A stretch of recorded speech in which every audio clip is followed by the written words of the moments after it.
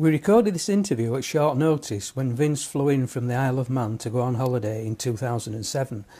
Due to time constraints on the day, we were unable to finish the full interview.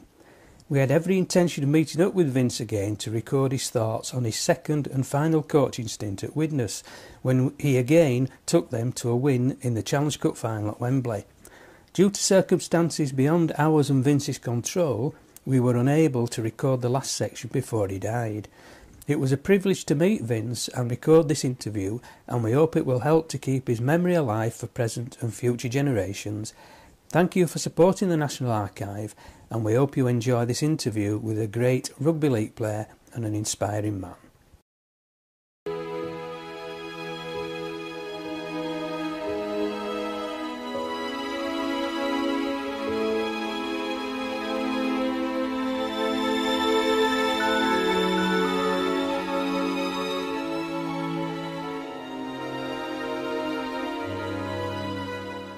When were you born and where were you born, Vince? I was born the 15th of October 1932, and I was born at Cameron Road. It's not a stone throw away from here, just at the back of the ground actually. Your grandparents were Lithuanians, weren't they? Yeah, on one side I had Lithuanian grandparents, on the other side I had Irish grandparents. So I'm an Irish Lithuanian. I always think that pedigree is one step up from the mongrel, you know. But yeah. But very interesting, really. Yeah, it's unusual, wasn't it, then? Because, you know, your name always stood out to everybody. Well, that's right. Yeah. I think that's why they called me the Wild Bull in Australia, because they couldn't pronounce my name properly, you know. But, yeah, it's a famous nickname they gave you, that, isn't it? Yeah. Now, you had 6 brothers and a sister. That's right. Yeah, and your brothers, some of them played rugby league as well. Well, Tony played. He played at St Helens, and he played at Widnes, and he got to international level. Yeah. And my brother Dennis, I think he would have been a great player, but what happened was he had injuries to his knees, you know. And my other brother Terence, God rest his soul, he got killed in a road accident some years ago. But he played for Liverpool City. But he was probably a very gifted lad, he was. But he never really, you know, wanted to do anything like professionally, you know. And so when did you first start playing rugby? As a kid at school or with your friends? Well, no, not at school really, because at school I went to Ditton. We moved from Widnes to Ditton, and at school I went to St Mike's, which was a little Catholic school, you know, and at that school we didn't play any particular sport. We played cricket because Eddie Murphy, God rest his soul, the headmaster, he played for Essex Second, and so he was very keen on the cricket, you know. Yeah. So we played cricket. So did you play with your friends on an evening and well then that was just after the war, of course, and Widnes had started up then, and we came down with Tom McHugh and Charlie Reynolds and all them, and we used to play tick and pass. You know, we used to play in the road, you know, and then we had a pitch on the back, you know. Yeah. Well, there was a few pits, you know. We used to swim in the pits, and then, you know, take the dogs out, and then the dead dogs out, and then have a swim, you know. Yeah. You played soccer as well, didn't you? Because were you a good goalkeeper? I played soccer. Yeah, I played in goals. Yeah, I played for ICI. Oh, right. Yeah. Yeah. Did you work there at ICI? I worked at ICI. I served my time at ICI. I was a boilermaker by trade. Right. He was always saying that was a fitter with his brains bashed out, you know. But that's what I was, with Boilermaker. Yeah. Did you play any junior rugby for any junior teams? Or? Yeah, when I got to about 16, I went and played with West Bank then, and the coach there was a lad called Jagger Grayson. He was a terrific coach. He was, I think he was probably the finest coach that, you know that I played with, apart from Sullivan. Jim Sullivan, you know. He was a terrific lad. Yeah. And he inspired you to play? Yeah, very, very much so. And at West Bank, it was one of them places at West Bank where he was a great disciplinarian, was Jagger, and we had to clean our, you know, we had to wash our kit every week, you know. Yeah. And sometimes we played then, and there was no blessed place to wash your kit afterwards, you know. You couldn't have a shower, and so we would go home, like you'd be full of muck, and then you'd wash your gear. But what we always do, we had to wash our boots, and and your laces. And so before every game, we had a kit inspection. It was like being in the army, you know. He'd examine the soles of your boots and examine your boots, you know, your laces and everything. So we had to be turned out right. Yeah. You know, it was really like professional view of things, really. Yeah. And did you take that with you in your life as a coach and everything? And when you played, did you? Very much so. I think lots of these things, like with Sullivan and with P. Lyons, God rest his soul, he was a good coach, Peter, but and he was a great disciplinarian. But when we trained with Peter, of course, we did lap after lap after lap. I thought we were training for the marathon, you know. But but I think you glean something from everybody that you're in contact with, aren't you? Yeah. You know. So it had a big effect on your career, and you were signed from West Bank, weren't you, for St Helens? For St Helens, yeah. How did that? Did you want to play for Widnes, and they didn't approach you? Or? Well, at that time, Widnes sent me a letter. No, I lived in Widnes. St Helens came round to see me, and so you know, and they made a bit of a fuss about me. And when you're 16, 17, you like being made a fuss about, don't you? Yeah. And so I went to St Helens. And Peter Lyons, God rest his soul, like I say, he was the coach at St Helens. Right. And they seemed to do that, didn't they? Wigan and Saints, you always say that they turned up in a car. We heard that with Billy in Wales, that he suddenly turned up, you know. Yeah. And it does impress you, although Billy tried to run away from them, I think. Yeah. But it certainly does impress a young man when they do that. So you played some trial games for them first. And I signed them to play 6 trials. And after 3 trials, they wanted to come to terms with me, you know. In point of fact, I said to them, let's play the 6 and let's make sure you're certain, you know. And so we played the 6 trials. And then they snapped you up straight. And I signed for Saints, yeah. Yeah. And you signed for £200. That's right. Yeah. Which was good money. A bit more than Murph, I think. Yeah, it was. I think Murph was 80, I think it was, yeah. But it was a local lad. You've never forgiven me for that. You say you were a higher value kid than he was, yeah. So when did you make your first appearance for Saints? I made my first appearance for St Helens at Wigan. Not at Wigan, at Warrington rather.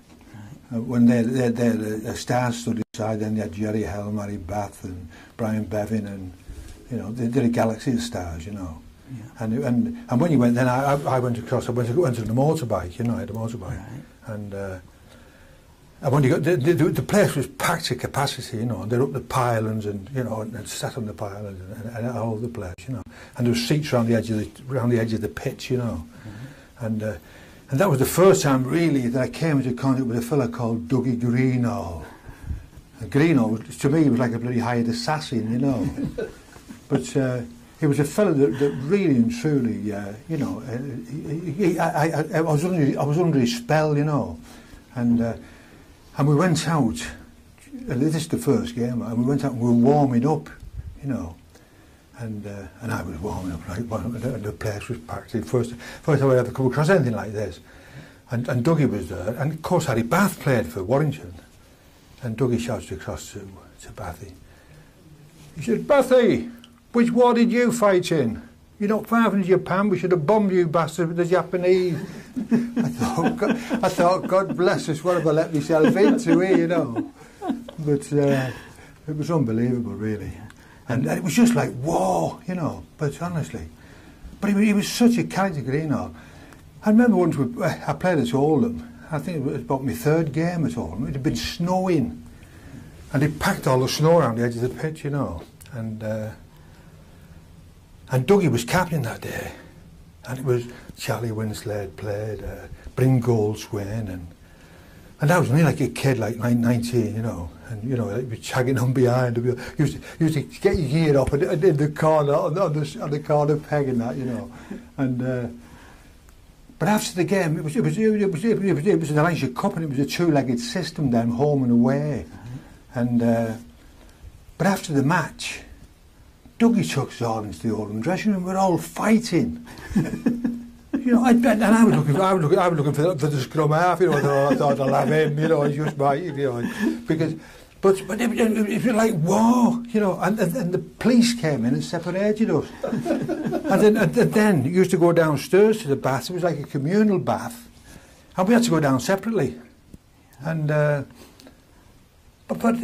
you know, and then the police came. We got baths separately, and you know, and I was in awe of all this. It was my third game in the first team, and then I thought to myself, God bless us, you know, but you know what, one thing I could never remember what happened in the return leg when we played with St Helens. I was never aware of that, you know. Yeah. It just shows how tough it was in those days, though. Did they report things like that in the press? Or no, there's no report whatsoever. It was just like war. Yeah. Yeah. So of course you wouldn't be expecting this as a 19-year-old. It come as a huge shock to you. Well, actually, Les, I was an ulcer boy most of my life, and when it came, I was quite closeted, you know. Yeah. And so when it came into this atmosphere, you know, I thought, bloody hell, like jungle warfare, you know. Yeah. Because Billy told us the story of on tour with Dougie, where he started the fight in the match that got abandoned. And I think it was it Wells, the centre, the Australian. Oh, Wells, yeah. They'd had a do in one of the pre-test matches, and then they had a do in this. I think it was New South Wales match, and he said Dougie took so much, then just planted him. He said, and they all fought. He said both teams were fighting. You know, he said Dougie thought nothing of it. You know. Oh, it was honestly, it was. He was such a character, Dougie. You know, we played it when, you know, like a few years. I'm going on a few years now. But when we played Halifax in the top 4 playoff, and this was the very first time I ever played at Wembley, and we were playing them at Wembley the week afterwards, and we played in the top 4 playoff, and Jack Wilkie, God rest his soul, but Jack was one of their prop, you know. And what happened, somebody had clobbered our scrum half. It wasn't Merv at that time, but I think it was Todd Dickinson. And it was Jack had clobbered him. And I said to Jack, I said, like, you know, I'd saddle Jack. I said, why don't you pick somebody your own size, Jack, you know, you bastard. Like, and Jack promptly took me, you know. And so I put my foot behind him. He had him on the floor. And I was beating him in the head, you know. And Dougie ran on from the side, because Dougie was sub that day, and he was dressed in his Mac, and his suit and that, and the place was packed to capacity. And he said to me, he said, kill the bastard, Vinny, kill him. You know. But this was the sort of person he was, you know. Yeah. But he was a great footballer, and he was only about 11 stone 6, you know, and he was hard, you know, and. And I loved playing with him. You know, we used to use the blind side a lot, you know, and just give Dougie a quick ball. And many a time he'd just knock it on. He wouldn't even catch it. He'd just knock it on to Tommy Vol, you know, and would score. Yeah. But, I think Alex told us one where I think he played Australia, and Dougie had flattened 2 of their forwards, and they'd been taken to hospital. And Alex said in dressing room at half time, "Why do you do that, Dougie?" He says, "Well, to win." He says, "If my mother had been playing, she'd have had to go." So that was 17-year-old Alex. He was a one-off greenhorn. God bless him, he was unbelievable. Yeah. And did you find in that Warrington game, because you were the young upstart in a way, that they picked on you a little bit? I got a good pace in that game. Right? There was Moggy Paling, God rest his soul, and Bathy gave me a bit of stick, you know.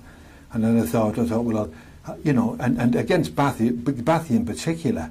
And then, you know, I thought, well, I'll get me bloody home back, and Mark was marking me bloody car against him, you know. And then I came away and I got fitter and bloody strong, you know. So every time I played against Bathy, we were getting a bit better. Yeah. And the last time I played against Bathy, it was just in Helens, and I knocked the bastard out twice. I knocked him out. I said, throw him back on, you know. Did you find that the other older players in the side used to look after you a bit as well? Did they sort some of the guys out that were coming for you at that time? Yeah, very much so. I mean, they looked after you, and they give you advice, like, you know, and like I say, in every walk of life, if somebody's giving you advice and they're older than you, you accept it, don't you? If you've any brains. Yeah. It's like you don't know when to duck when you first play, do you? That's right. That's the problem, isn't it? Yeah. Okay. So, what position did you play from the start of your I always played as forward. Always. Yeah. And you played that in junior rugby as well. Yeah. Yeah. And what How tall were you and what did you weigh then at that time? Well, when I first played for Saints at Warrington, I was about 6 foot, and I weighed 13.5 stone. Because that's not large, is it, for a forward? Oh no, no. Because there'd be a lot bigger lads playing. Oh God bless it! I was delighted to be a few stone in our pack. You know, you'd Big Nat and you'd Alan Prescott and you know. Is that Nat Silcock? Yeah, Big Nat. Yeah, he was a great forward, Nat. You know, and it was, of course he was a huge man, Nat, and he could bloody trap and all, good Nat. You know, but then of course I filled out and then when I was playing at my peak, like I was playing about 14.8, 14.9, you know. Yeah, it's still not big compared with like today's players, no, is it? No, you know? no, very much so. Yeah. But the thing is, the most important thing, from my point of view, you know, these big lads, is how big his bloody heart was, wasn't it? You know, it's like Greenough, he was only 11 stone 6, but his heart weighed 11 stone 5, you know. But of course, you had pace as well, because you were famous for breaking the line and putting men away, weren't you? So, you know, the bigger men... It only depended how fit you were, Les, as well. You know, if you were...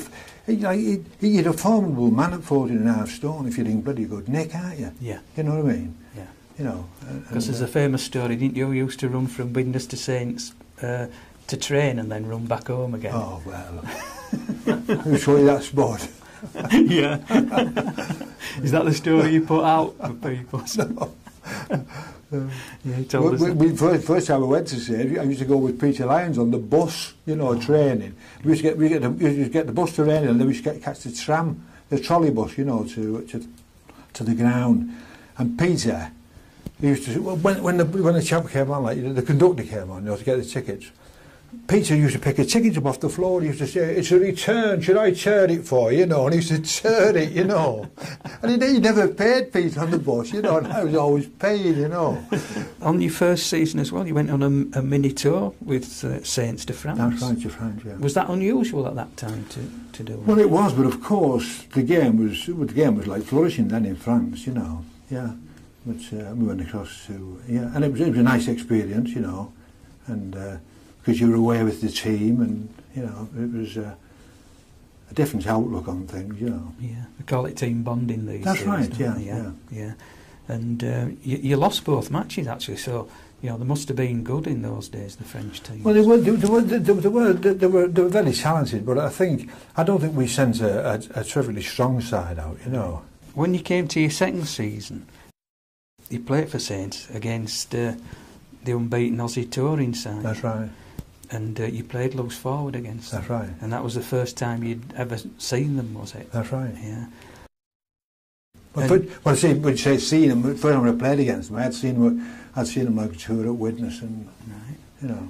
But it was a famous match because I think without 5 regular first teamers, you actually beat the Aussies. That's right. Yeah. So which must have been sensational. Yeah. And actually, you lost the scrums as well. I think 3-1, and you still managed to beat the Aussie team. Have you got a particular girl there? Yeah. What do you remember about the Aussie team at the time? Well, they were you know, they were a big side, and they were fast and great footballers, you know. But there was 3 Widnes lads in the pack that day. There was a lad called Thornett rather. There was myself, and there was Bill Whittaker, you know. And but it was a great game, and.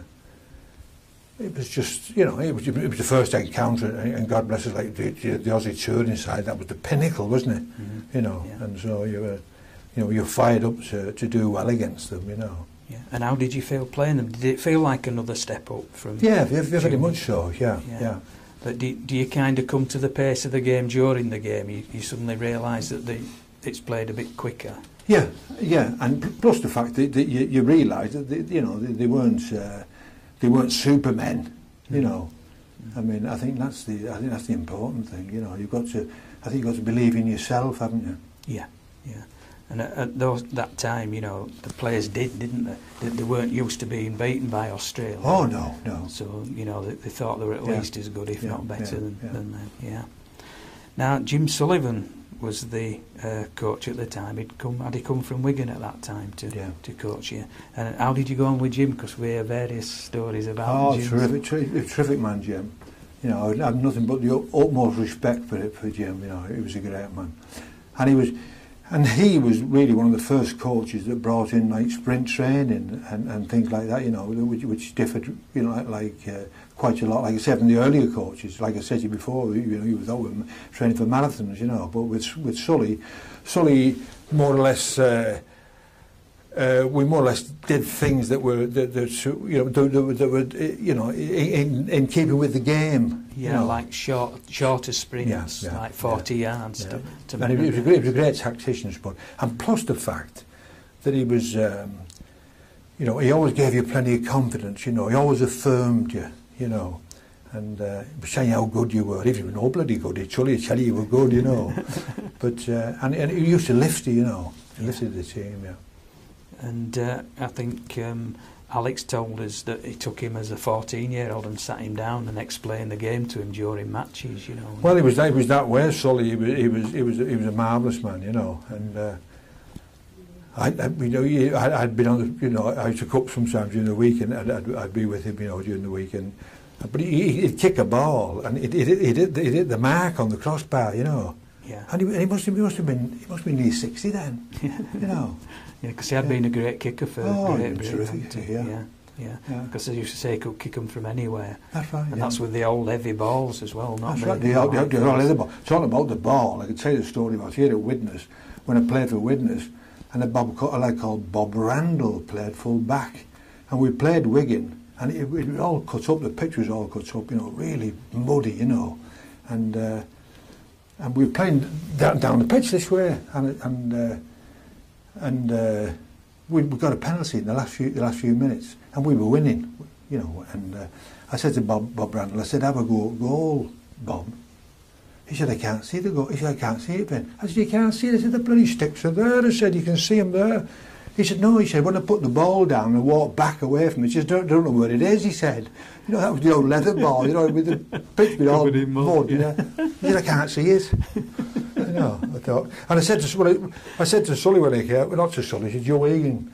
I said to Joe, "Yeah, that's to get it, Randall's sight tested." He said, "I'll get him some, what do you call it, lenses?" Contact lenses. Contact lenses. I said, "You want to give him a bloody guide dog?" I said, he's no chance there, you know. That used to be bad, didn't it? In winter games, you couldn't tell teams apart. Yeah, that's right, yeah. In 1953, you were in the Saints party for the cup final at Wembley. Yeah. And did you actually play on the day? I didn't play that day, no. Were you like just going with the party for experience? Yeah. And what did you think of going to Wembley? Oh, that was like the pinnacle of the rugby job, wasn't it? You know, it was marvellous. Terrific experience. Yeah. Were you in the dressing room with the team before? Oh, that's right. Yeah. I did everything with the team, trained with them, but of course in them days you were reserved, weren't you? It was not such a thing as a sub, you know. And we got beat against Huddersfield. Yeah. It was 15-5, wasn't it? And it was a 19-year-old for Huddersfield. Was it Peter Ramsden? Peter Ramsden. Todd. He had a great game. Yeah. But did you kind of soak up the atmosphere and think? Oh yeah, very much so.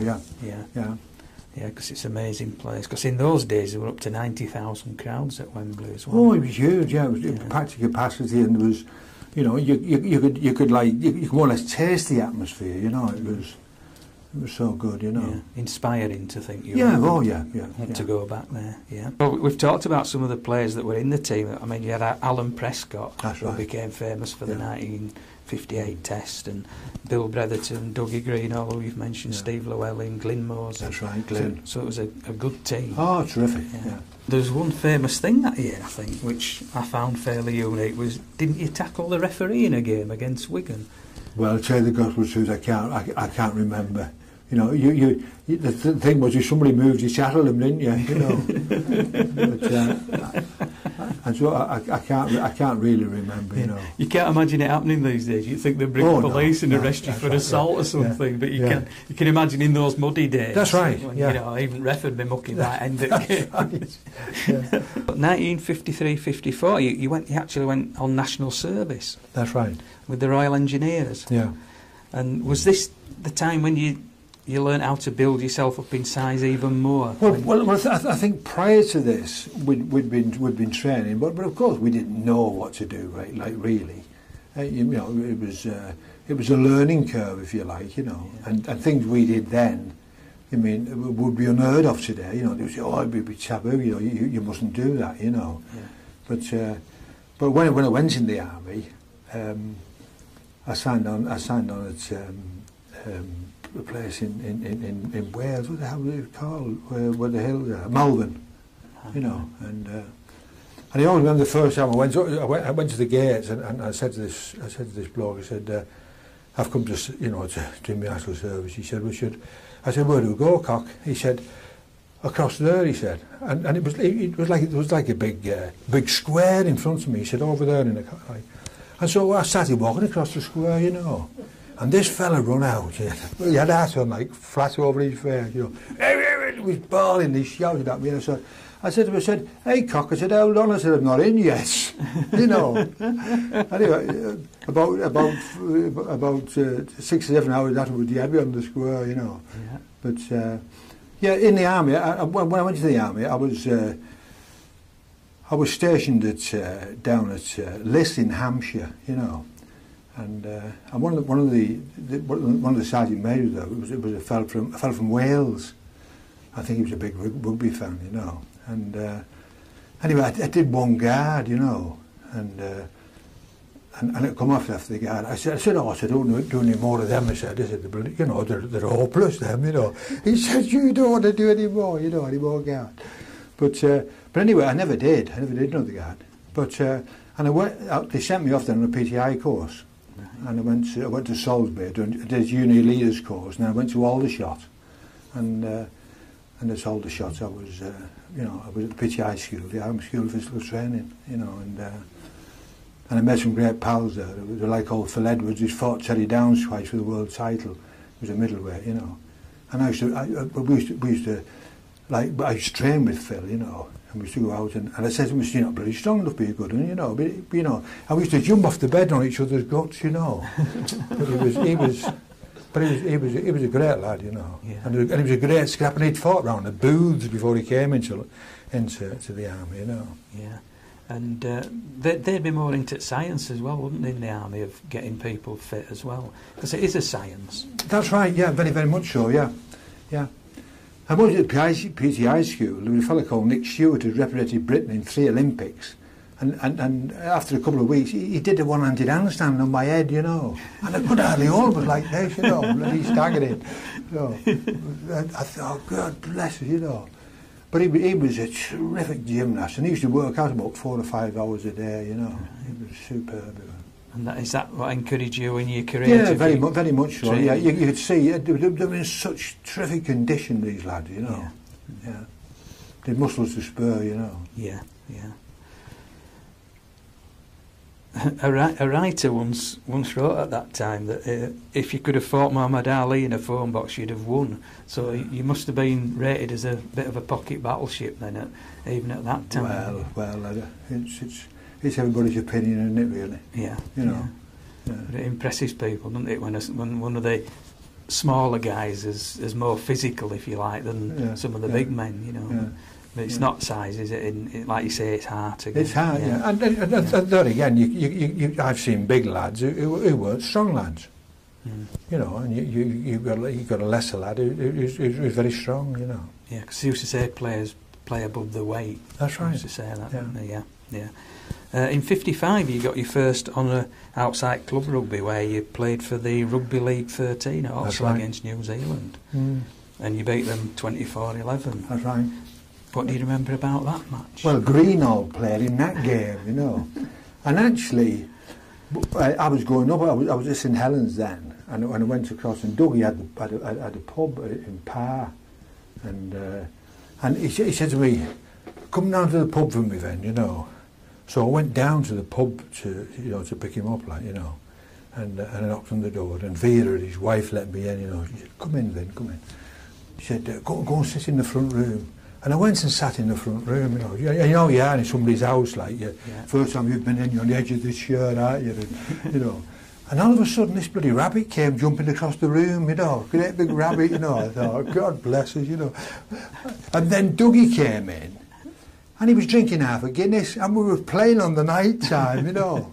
well, that was like sacrilege to me, you know. Yeah.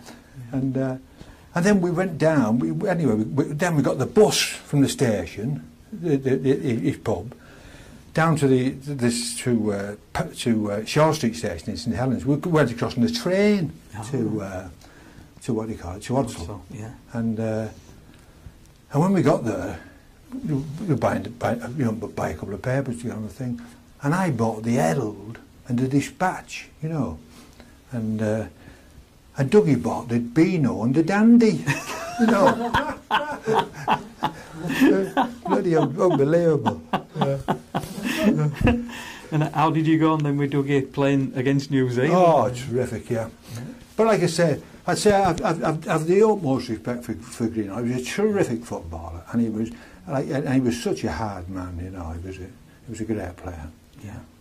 And you come up against people like Joe Phillips and Jack McLean, Brian Bevan, playing for them in that match. What were your impressions of like Bevan? Well, Bev, I would do it again with Bev. I think Bev was the best ever.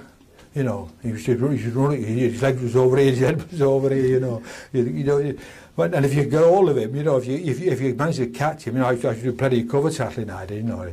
I'd say, you know, bastard, you know, just knock him over, you know. But no, he was a great player, Bev. He was terrific. He never looked like a rugby league player, did he? No, and I played, you know, many years after I'd finished, I played in a game, like, it was one of these, I think it was for some lad had been injured, you know, and it was against an old international side playing, I think we played Salford A team or something like that, and we played them at Salford, and we beat them quite comfortably, about 35 something, and in the bath afterwards, this is how professional Bathy was. Not Bathy, Bev was. I was sat in the bath afterwards, and I said to him, and he scored about 4 tries, you know. And I went across to him, and he had a baldy head, you know, Brian. And I just shook his head. I said, damn me old pal, I said, you said you still got the old touch. He said, I should have had 5 in, you know. And that's how he was, you know. Yeah. He was the ultimate pro, you know. Yeah. You have this picture of him just covered in bandages, don't you? Oh, yes. As you say, with baldy head, he just didn't look like a... He didn't look like... And he was phenomenal. Yeah. They all said you couldn't catch him, you know. Yeah. Saints went on a cup run in 55-56. I think he beat Waddington at home, Cass at Cass, and Bradford at home. And he played in a semi against Barrow at Station Road. That's right. So this would be your chance then to get down to Wembley and play. That's right. Yeah. How did you go with Barrow? Because Barrow were quite a good team at that time. Well, they did. The other lad played for Barrow then, loose forward, a fellow called Bill Healy. He's dead, the rest of his soul. It sounds like reading the obituary column, doesn't it? You know. But Billy was a great player, you know, and he was a hard man, you know, and many years afterwards, you know, I'm diversifying again here, you know. I hope you don't mind, but many years afterwards, when we finished playing, I was in a businessman's club like the Catenians, you know, and we went up to just outside Barrow, you know, and somebody said to me, your old pal Bill Healy's not so good, you know. I said, I'll go and see him next morning, you know. Well, just prior to this, about 2 months before, Brian McTeague had died, God rest his soul, you know, off tour. And he was a great forward, Brian.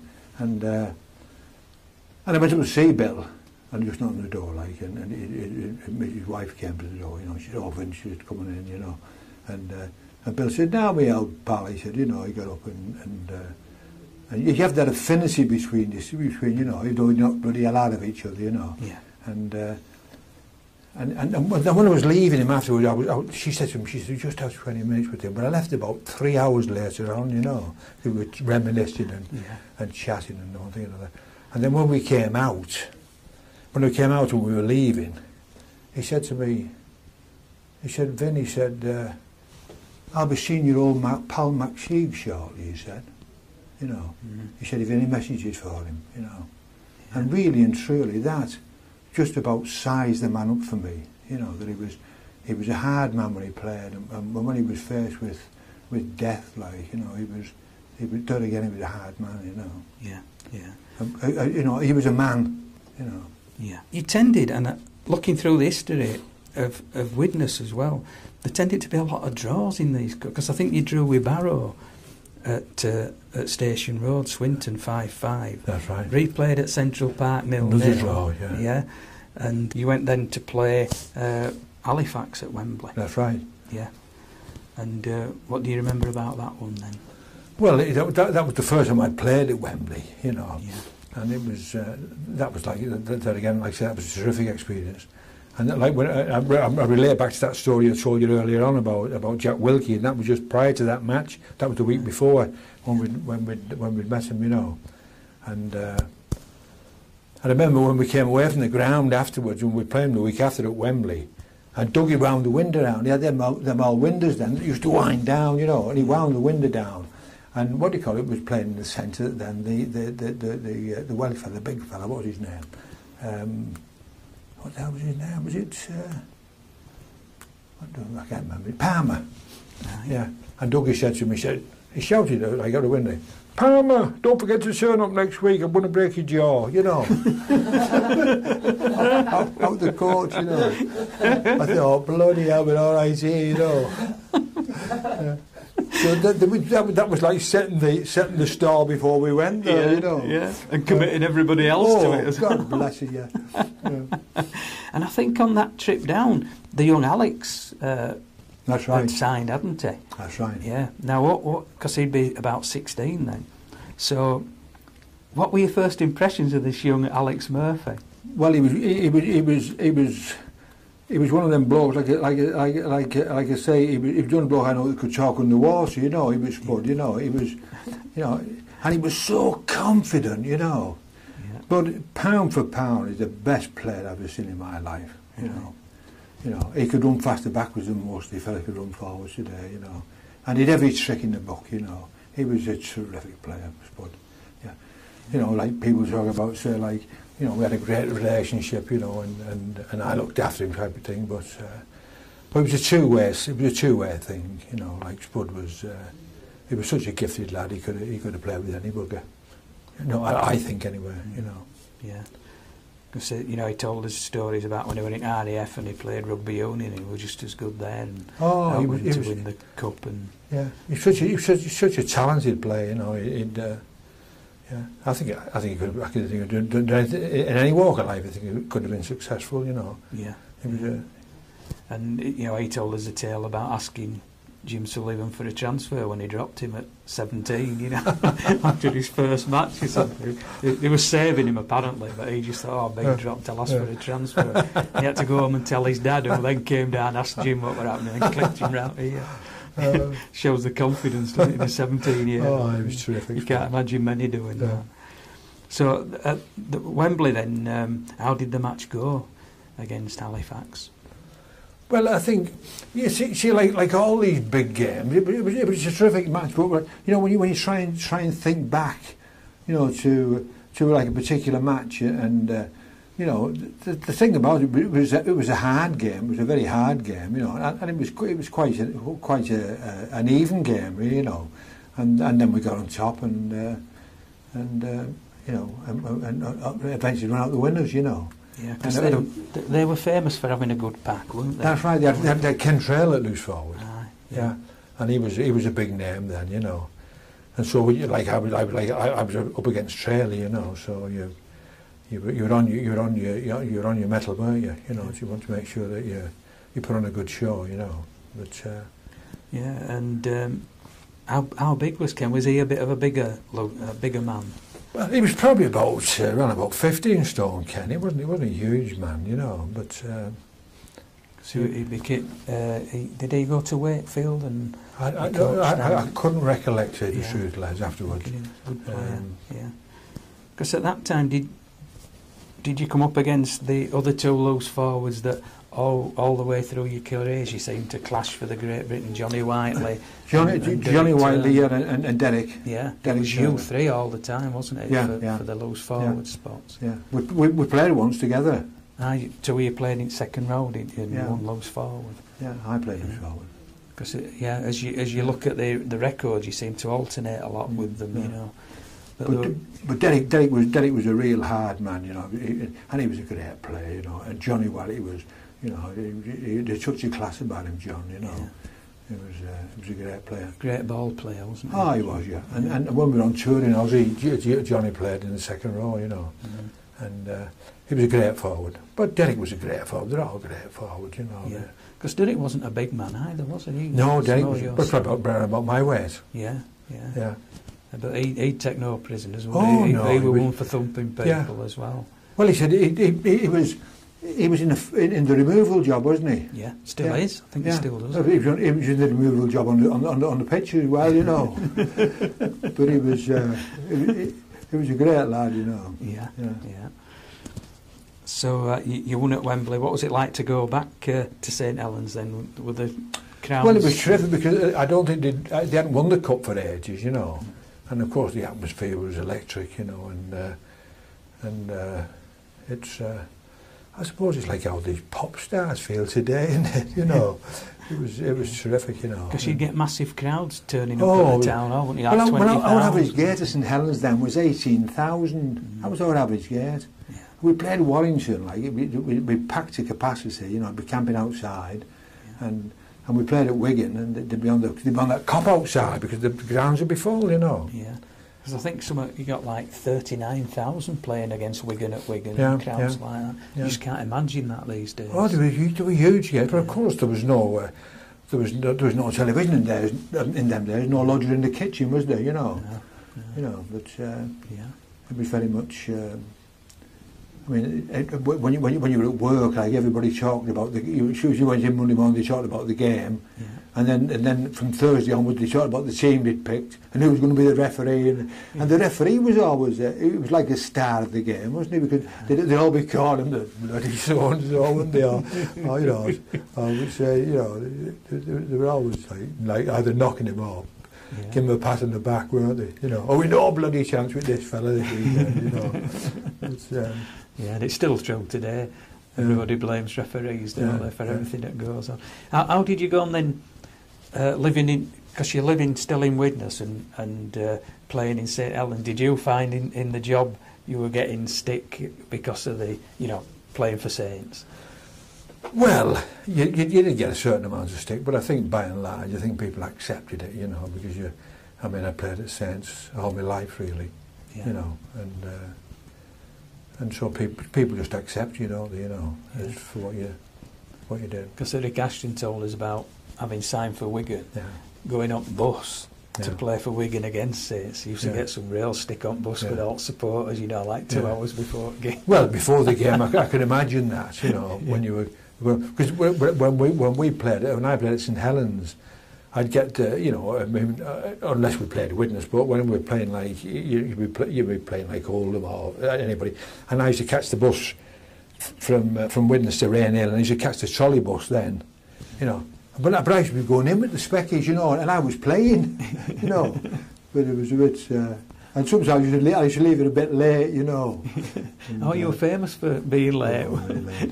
Never liked to be early. No. One international match, they dropped me. I got that late, you know. But, In 56-57, you lost the Lancashire Cup final to what was a bogey team, really, for Saints, Oldham. But they were a good team at that time. Oh, they're a great side then, yeah. Yeah, I think you met them at Wigan. That was 39,000 crown at Wigan for a Lancashire Cup final. Yeah. Who would they have in at that time then? Oldham? Who would be? Did Derek Turner play for them? Derek Turner played for them then, yeah. Most of the teams then had good side, the top side. Barrow had a top side. Workington had a top side. Billy Iverson at Workington, you know. And he was like when I was a kid, I used to idolise Billy Iverson. He had lovely hands, and you know, he was a great footballer, you know. And but there was lots of sides you went to Hull. There was no easy games, you know. There was. Well, to say what you thought were easy games, but if you went to Batley or some place like this, you know. But at Featherston and Post Office Road, it was a battle, you know. And Castleford as well. That's right. There was so many good, and there were so many good players for each position, you know.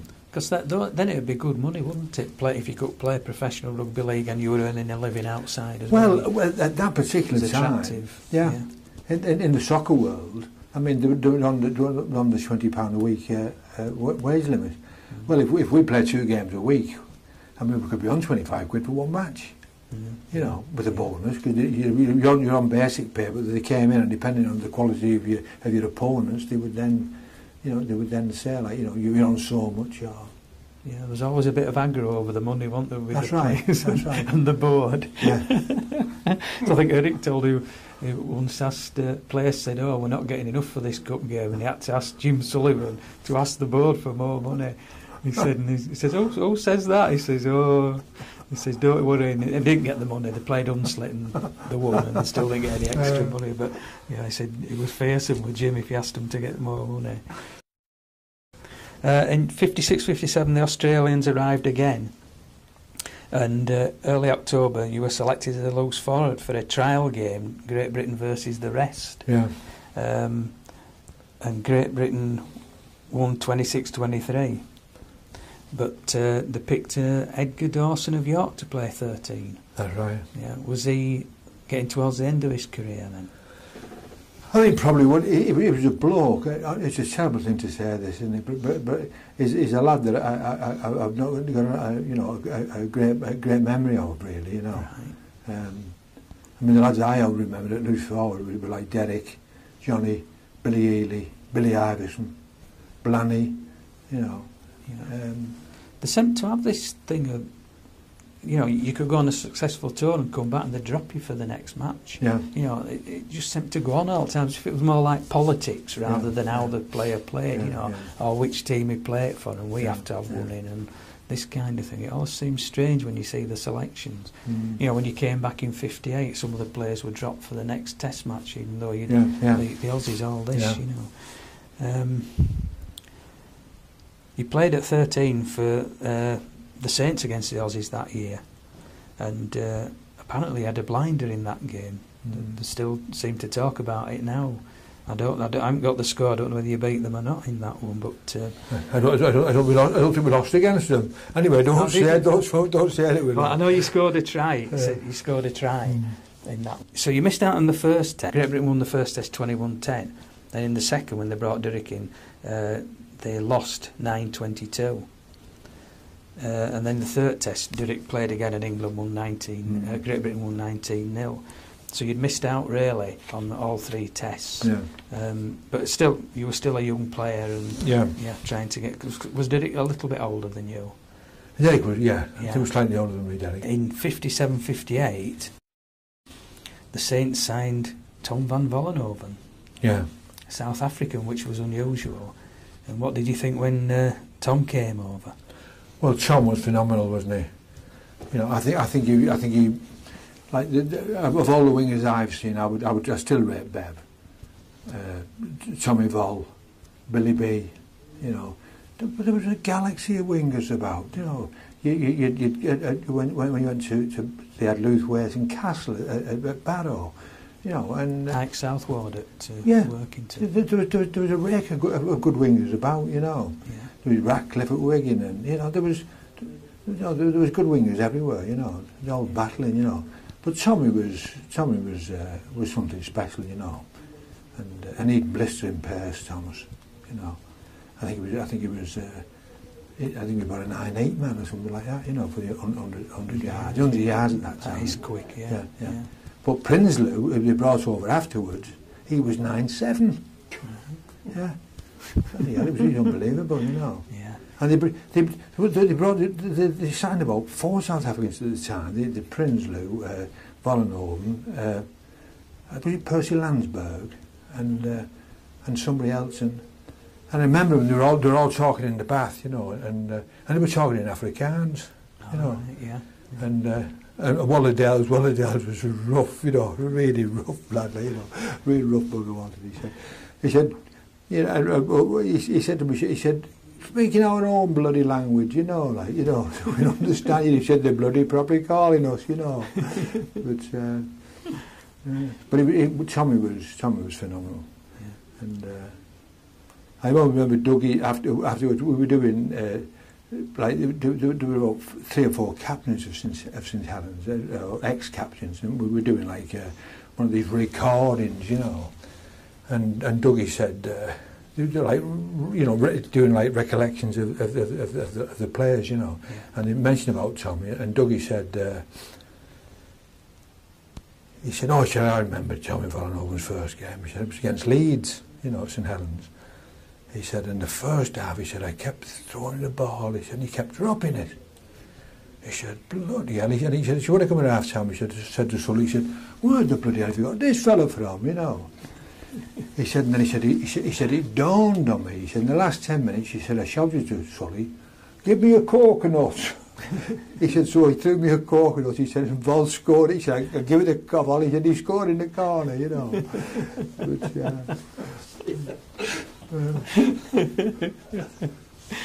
I think in that first one, with it, Alex told us that the Leeds winger had kicked over Tommy Vol, and he hadn't taken him out, he'd just let him go and scored. And I think Jim had said something about half time, this is what you do with him. Next time he threw him in stand when he tried it again. Yeah, but he said and Tom said he had a lot to learn, you know, in those first few games. Yeah, but he was a great player, Vollenhoven. Yeah. Because when you read like an history of Saints, that period, they always talk about his great tries, one at Wembley, one in Championship at Odsal. And I don't think he's seen that one. There is a film somewhere of that one at Odsal. BBC destroyed theirs, but there's one about an amazing film of the speed of them. Yeah, I think Fred Hunslet that day. Was it Hunslet? Yeah. But Odsal, yeah. At this time, you seemed to lose a bit of form, I think. And they were worried about whether you get on the tour in '58 to. That's right. Australia. Yeah.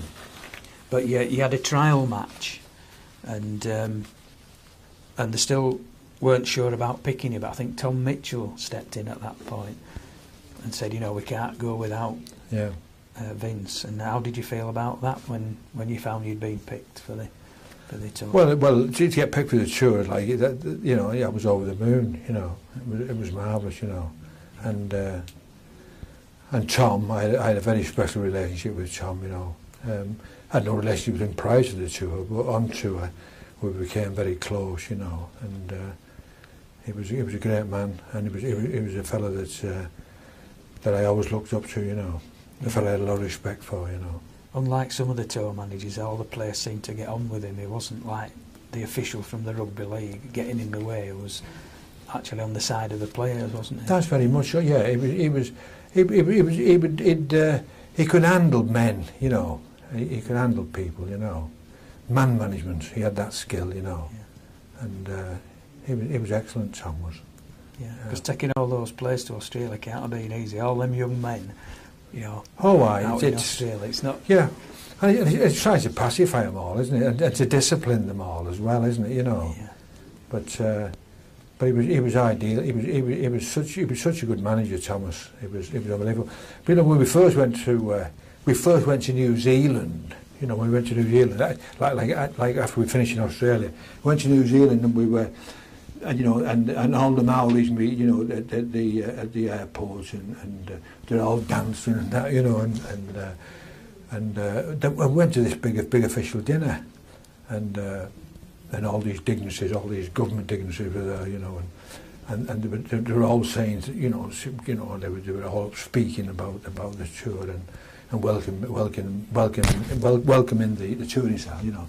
And then they said, Mr. Mitchell will now reply on behalf of the tourist.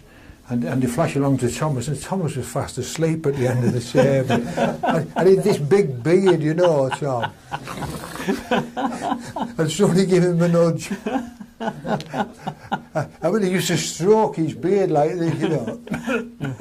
But he was so composed, you know. And then he must have realised where he was, then he started into it, you know. Yeah. On the tour of Australia, this would be the first time the Aussie public would see you play, because you were famous for your crash tackling and things, and this is when you got your nickname on that tour of the Wild Bull of the Pampas. Yeah. In a match, I think, against New South Wales, one of the pre-test match games, and you were sent off for kicking, it said in the reports, but you never actually kicked anybody. I've never kicked anybody in my life, Les. And actually I've got a photo where I've hit Diamond, and and he's horizontal. He's going down. He's going down horizontal. You know, but and you can see I'd hit him. You know, Yeah. you could see the follow through. You know, but no, I never kicked out in my life. 3 Aussies were later sent off in the same game for foul Yeah. play. They banned you, didn't they? For Yeah, I got. I think I got 2 matches. 3. I missed the first Test match. do you think after seeing you, the Aussies were getting a bit afraid of you and thought, Well, I don't know so much about that. I mean, what I used to talk about it, I was just pig sick of missing the match. You know. I think they'd said something about that some of the matches were too violent and try and cut it out to teams, and we played to that a little bit in the first Test, and they didn't. Yeah. And they won. Yeah. You know, something about the government had said something about, oh, it's too violent, we can't be showing this to kids and Yeah. stuff. And yeah, it turned out to be another con. So your first Test appearance was in the second Test at Brisbane, which is That's right. the famous Test. When we talk about all the injuries, obviously Alan Prescott broke his arm and played the whole game with a broken arm. The thing that gets me, they give all these knighthoods now to all these people, and the OBEs and one thing and another. And to me, Alan Prescott, God rest his soul again, should have been knighted. I mean, he did play with a broken arm. God bless him. That had been rugby union. He'd got a Victoria Cross. Yes, it might have been a knighthood. You know. Yeah. But he was, and he was terrific. And he was such a hard man, Precky. He was unbelievable, you know. And the Aussies weren't like easing off him during the match. You know, they were still going to give plenty of stick, even though they'd say they weren't, because I was there, I was in here amongst it all, you know. Yeah.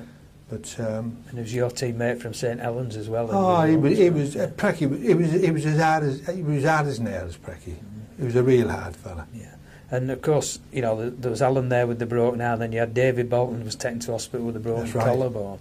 And you know, I've often wondered, I've asked the other players, you know, what was said at half time, you know, because obviously we're up against, because I think you'd hurt your back. I don't know about And that. Challoner had trouble. There were about 5 of you, I think, having problems. So how did you get your head around it at half time to think, you know, because there were no subs in those days.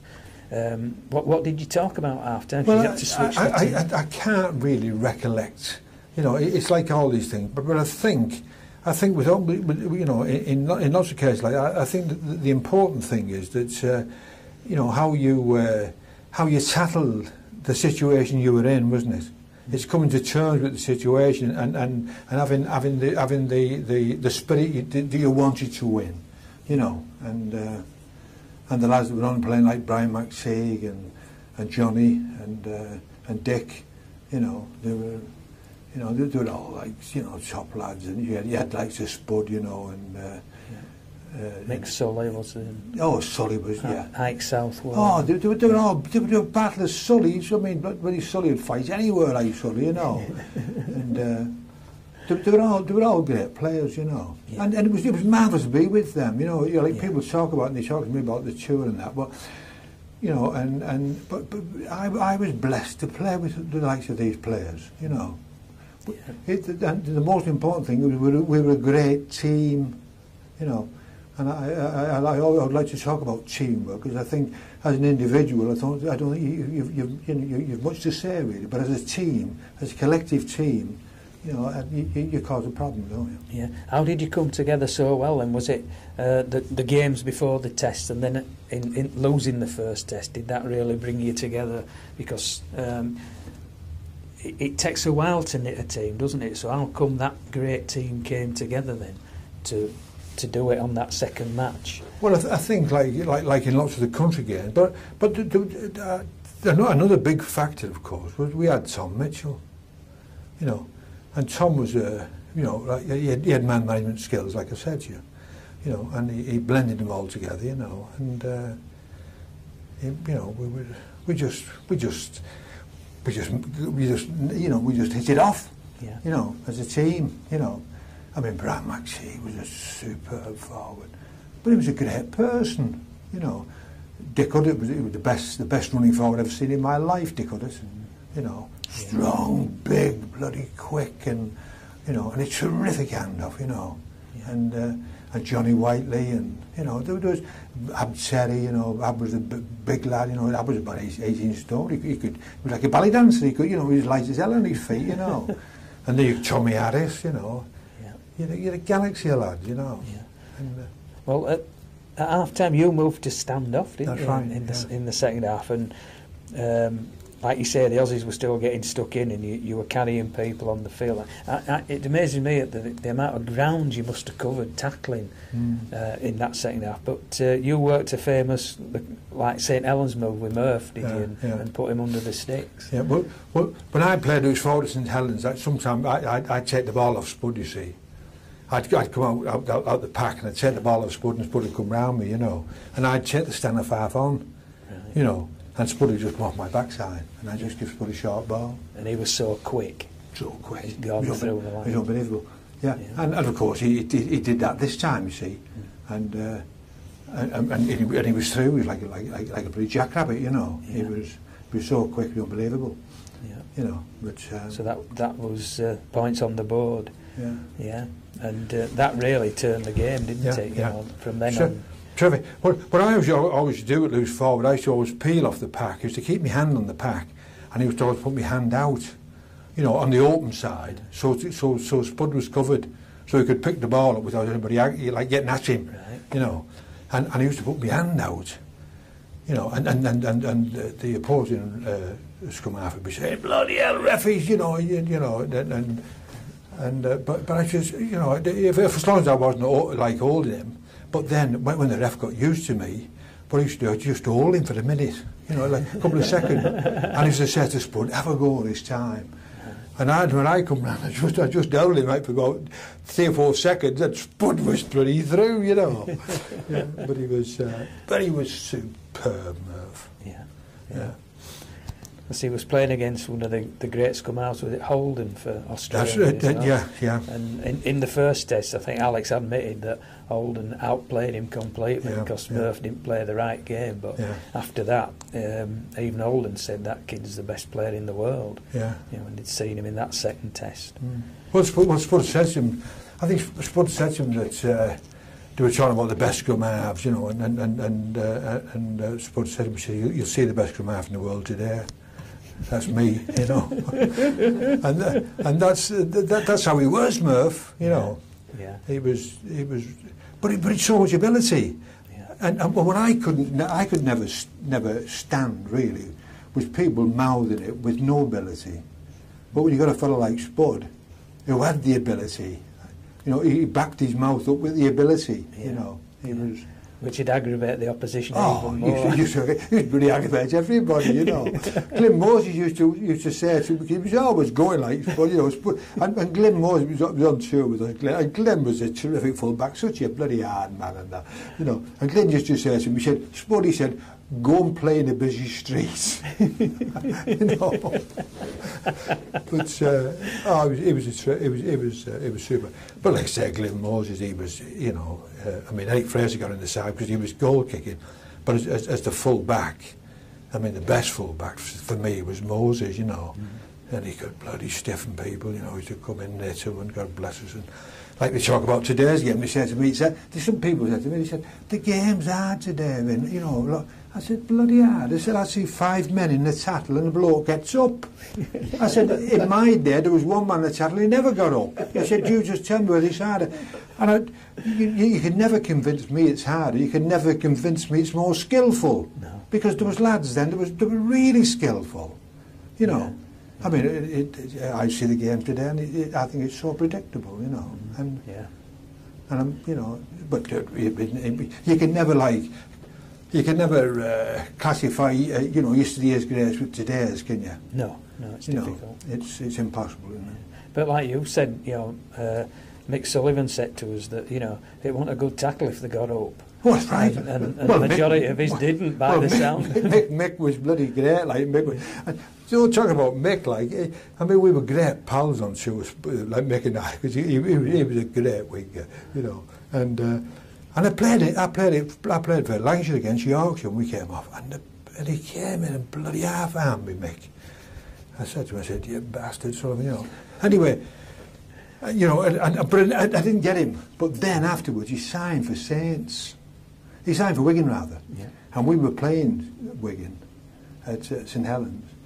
And I said to Tommy, I said, if Mick comes round the bloody blinds, I said, because he was marking Tommy, I said, push him into me, you know. And so he did, he put it in, I just got the bloody pack and give him a bloody wanger, you know. I was trying to top him as much as the bastard could, you know. But he was a great player, Sully. He was a hard man. Because he wasn't big, was he? Oh, he wasn't, no. But like I said, all these lads, then, say Sully played at 12 stone, he'd have like me a 12 stone heart. You know, they were so competitive. You know, they were such, you know, they were great players. You know, you couldn't beat them. No. You hadn't done where you beat them, you had to kill them. You know, you had to have a bloody gun or something to shoot them, you know. They keep coming. Yeah. Well, Billy told us about when they got picked for Great Britain, they went for team photo, and he played against Mick Sullivan the week before. He said Mick had hit him. He said, and I turned up for photographs with a big stitches all down here. He said, with coat on and everything, and just Mick stood there grinning, you know. He said, and he was my best mate. He said, but, you know, that's what it was, you know. And tough men. I said, well, I remember talking about eyes and that. I remember Dougie had a bit of a conflict with Billy B. They had a bit of a set to, you know. And I think Billy flattened him, like, you know. But Dougie says to me, he said, if Vinny should have got my own back, he said, I'd give him a black eye.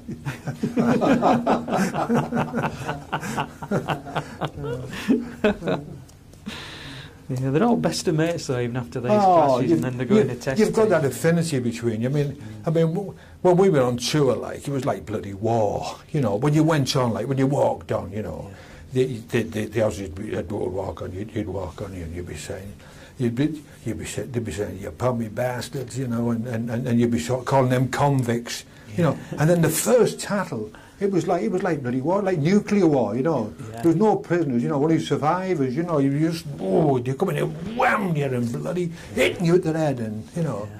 And with 78,000 behind them watching it as well, you know. Oh, terrific, yeah.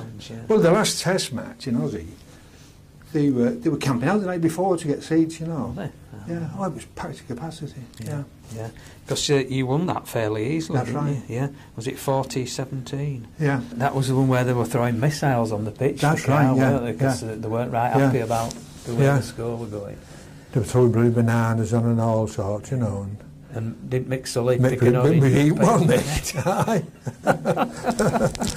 know, you think, don't incite 78,000 people, especially after Billy told us in that one where they'd come up the terrace in the crowd to braid the players when they were all fighting on the field. You thought, don't take much encouragement, these Aussies. So it was a great result, you know, and after that second test course, it's one of the famous tours. You know, it'll be remembered forever, as long as they're writing about rugby league. And then, as you say, you went on to New Zealand, and you lost the first test and won the second. But I think you were carrying a lot of injuries into that New Zealand. Well, I think it's like a bit of an anticlimax, really, going over to New Zealand, and you'd come across and they'd done the main job, like, you know, and I think the first game we didn't think the New Zealanders would be as hard as they pretty well were, you know, and. Which was bad judgment, really, wasn't it? You know, with hindsight, you know. But judge them after the first test, really. No, they were a good side. There was lots of good sides about them, you know. Yeah, they were very much the third team, though, weren't they? Very much, yeah. It was always Aussies and us, and then New Zealand, It was a strange one, wasn't it? Because after the tour, the Rugby League had an inquiry into rumours of bad behaviour, etc. on tour, which seemed a bit strange at the time. Management fallouts, and they decided to hold an investigation. What do you know about that one? Well, that happened during the tour, really, you know, because with Jim Bruff, rest his soul, you know, and Tommy then took charge. Tom Mitchell took charge of things, you know. Right. But I think it was overdone, you know. It's just a bit of, you know, like when the media get hold of it, don't they? The press, You know, they just magnify it, don't they? Yeah. Was it as bad then as it is these days? You get the pressmen there, and were they just very hunting much. Stories all the time? Yeah. It was ferreting like after a bit of news, weren't they? You know, and of course you needed the press, didn't you? Yeah. I mean, it was nice to have the press, because if you didn't get a press, it was. You know, it was no good for the game, was it? No. You Of course, there was no live TV then for them to watch. No, the press that reported everything. Yeah. Like 3 months later, a film had arrived, and you'd see it in the pictures or whatever. Yeah. So it's just things that happen on tour, isn't it? You get fallouts and disagreements. That's right. But the thing, like, I would think, you know, most of the tour was excellent. You know. Yeah, as we say, it's a memorable series that will never be forgotten. So you returned back to the UK, and you were picked for Lancashire, and you lost to Yorkshire 16-15 that year, which should be... They, like they say now, they have the state of origin, don't they? Yeah, and were those kind of games taken as seriously in that Yorkshire? Very much so, yeah, the Yorkshire Lancashire games, yeah. Did they treat them as a trial at that time? Well, it would depend, wouldn't it, on whether, you know, whether it was internationals that year, you know, and then of course they'd mark your card accordingly, wouldn't they? And how you perform in those matches, you know. Yeah. And you reached the Lancashire Cup final that year, Saints, and you lost to Oldham 12-2. Ah, bloody hell, Oldham again. Yeah, the right bogey team. Yeah. This seemed a strange one. You know, they talk about players, you know, having to play 2 matches in a week now, but at Christmas you played 3 games in 3 days.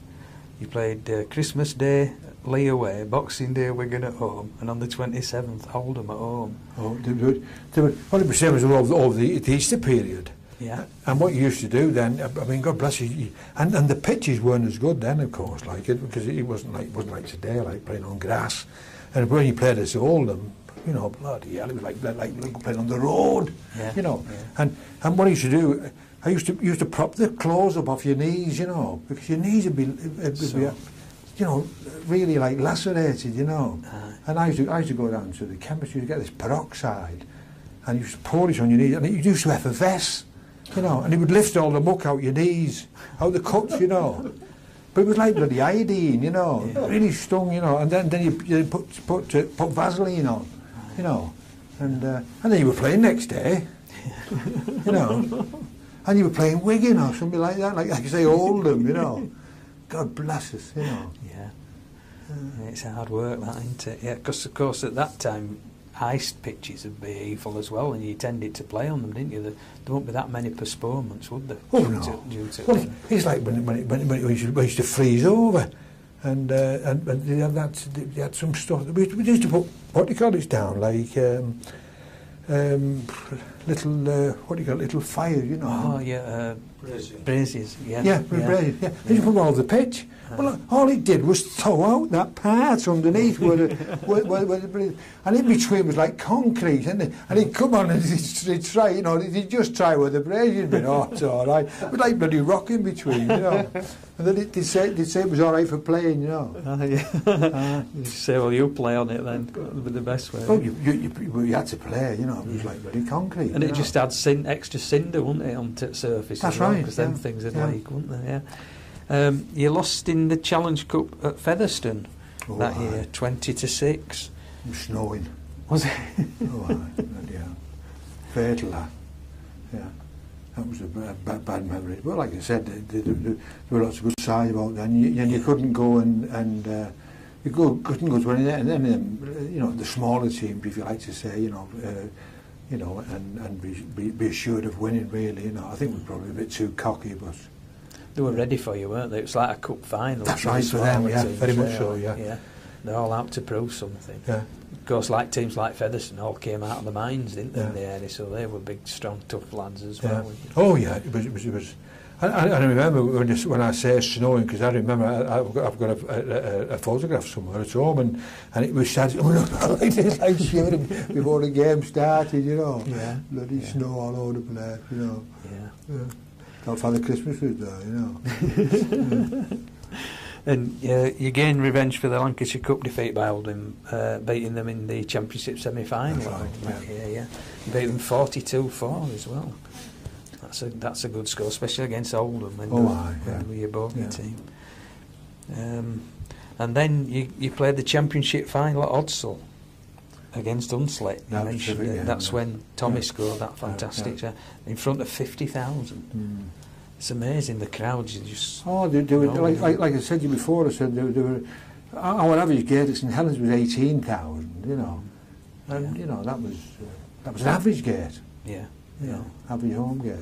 Yeah. So they were phenomenal, the crowds, really. And what were they paying you at that time for winning pay then in average game? I can't remember. It was probably about 10 or 15 quid, but like I say, on top of that, you'd have a bonus depending on the quality of the opponents. Yeah. You know, and then you had a job as well, didn't you? Yeah. So you're like earning double wages. Yeah. But like I say, if you played the weekend, you couldn't bend your knees when you time you finish on them grey. You went to work Monday morning, you know. Yeah. Feeling rough. Yeah. Well, in the team that year, like you mentioned, Prinsloo were as fast as Tommy Vol. Well, you had Rhodes at full-back, great full-back. Yeah. Tommy Vollenhoven, Greenall, McGinn. Brian McGinn, good centre. Yeah. Prinsloo as fast as Vollenhoven. Faster, yeah. Not as good as Thomas. No. Smith. Wolfie Smith, yeah. Smith. Yeah, Murph, yeah. Abe Turry, was it? Yeah. McKinney, Thomas, yeah. Prescott, which Alan again, into Alan Prescott. Yeah. Briggs. Brian. Huddart. Yeah. Terrific. So, yeah. Great second row, that. Yeah. Well, you see the old films, and a number of times you see Dick Huddart come storming down the field. He was unbelievable, Dick, and he's a terrific handoff. Yeah. You know, but the thing is, like, you see people come in and they try to shift people, but you don't. You use them as a fulcrum, and you use your own. You just push yourself away from them, you know. And Dick had that off to a fine art, you know. I remember we played against Cumberland, and I was playing for Lancashire, and Dick was playing for Cumberland, you know. And I come in and Dick handed me off. But I was frothing at the mouth, you know. You know. And so, but next time I line him up, but I come in from the side, you know, so he couldn't see me coming, you know. And I'd give it him good you know. But head on, you'd no bloody chance with him. Yeah. It's a terrific handoff. He just push you off, you know. Yeah, strong man. And Hunslet they weren't really a top team at that point, were they? They weren't one of the strong... They were there again. They did Gapitus and what Hardesty, was it? Let's have a look. Hunslet, Langton, Walker, Stockhill, Priest, Collins, Gabitus, Doyle, Hatfield, Smith, Eyre, Gunny, Poole, was that Harry Poole? Harry Poole, and Shaw, So there'd some names in there. Oh, they did a good side. You know, like I said to you, there were lots of good sides about them, you know. You know. And like when I talk about the Test side, I'm just like reminiscing a bit here, but I've got to mention like Eric Ashton, you know. Eric, God bless him, he was a class player, you know. But you know, like talking about things, but he was very, very gentlemanly, Alan. Eric, you know. But he was a great player, Eric, you know. Yeah. He gave that impression in the interview of being a gentleman, but when you talked to him, you could realise that he's probably a great captain, because he'd be so calm and. Yeah. Oh, he was a super player, a super person, you know. He was, and he was, you know, he was a great player, actually, you know. And Billy, that partnership there for. Oh him, and Great Britain as well. Yeah. I think some years ago I did a book called Lucky 13 and I put him in my world side, Eric. You know, he was, you know, but he was such a good player, you know. Yeah. Well, in that game against Hunslet, of course, you were being Hunslet led 12-4, and then Tommy scored that try, and it's listed as being he beat 5 tacklers going down the touchline. And what do you remember that? Did you give him the pass, did you, to put him away? Well, I don't know whether he didn't tell the truth. You know, you've been involved in lots of things, but he was, you know, it was it was a memorable try, you know, and then again, it was a real winger's try, you know, like I was saying before, not like today's would have really well kick it and run it and shoot, catch, you know, dive over the line and if it's covered, but Tom would lick people, you know, it was exciting, you know, it was what people paid to see, wasn't it? Excitement, you know. And it turned the match by the sound of it as well. Oh, very much so, yeah. Yeah, because it said, you know, an open game you won it 40-40, 22. So, you know, nowadays that say, oh, there were no defence in that, weren't there? But not in those days. Oh no, it was terrific. You know. And then a blow at the end of the season when the great Jim Sullivan left the club to go to Rochdale. Was that a blow to you personally as well? Well, it was. I think it was a blow to all the lads because he was such a, you know, he was such a major influence on all the players, you know. He was a one-off Sully. Because he brought you all along, really, hadn't he? He was great, and he was. You know, he used all his pants up with a... I remember we got introduced to the Duke of Edinburgh, he had all his pants up with a tie, you know, he had a tie around his pants, you know. But he was, you know, he was a real...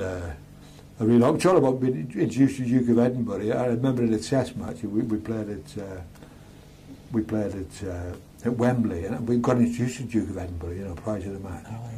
And I was stood next to big Frank Collier, you know. And Frank was like Desperate Dan, you know. He had a great big massive chest, you know. And I was always thinking it's because he'd made me a waistcoat, you know.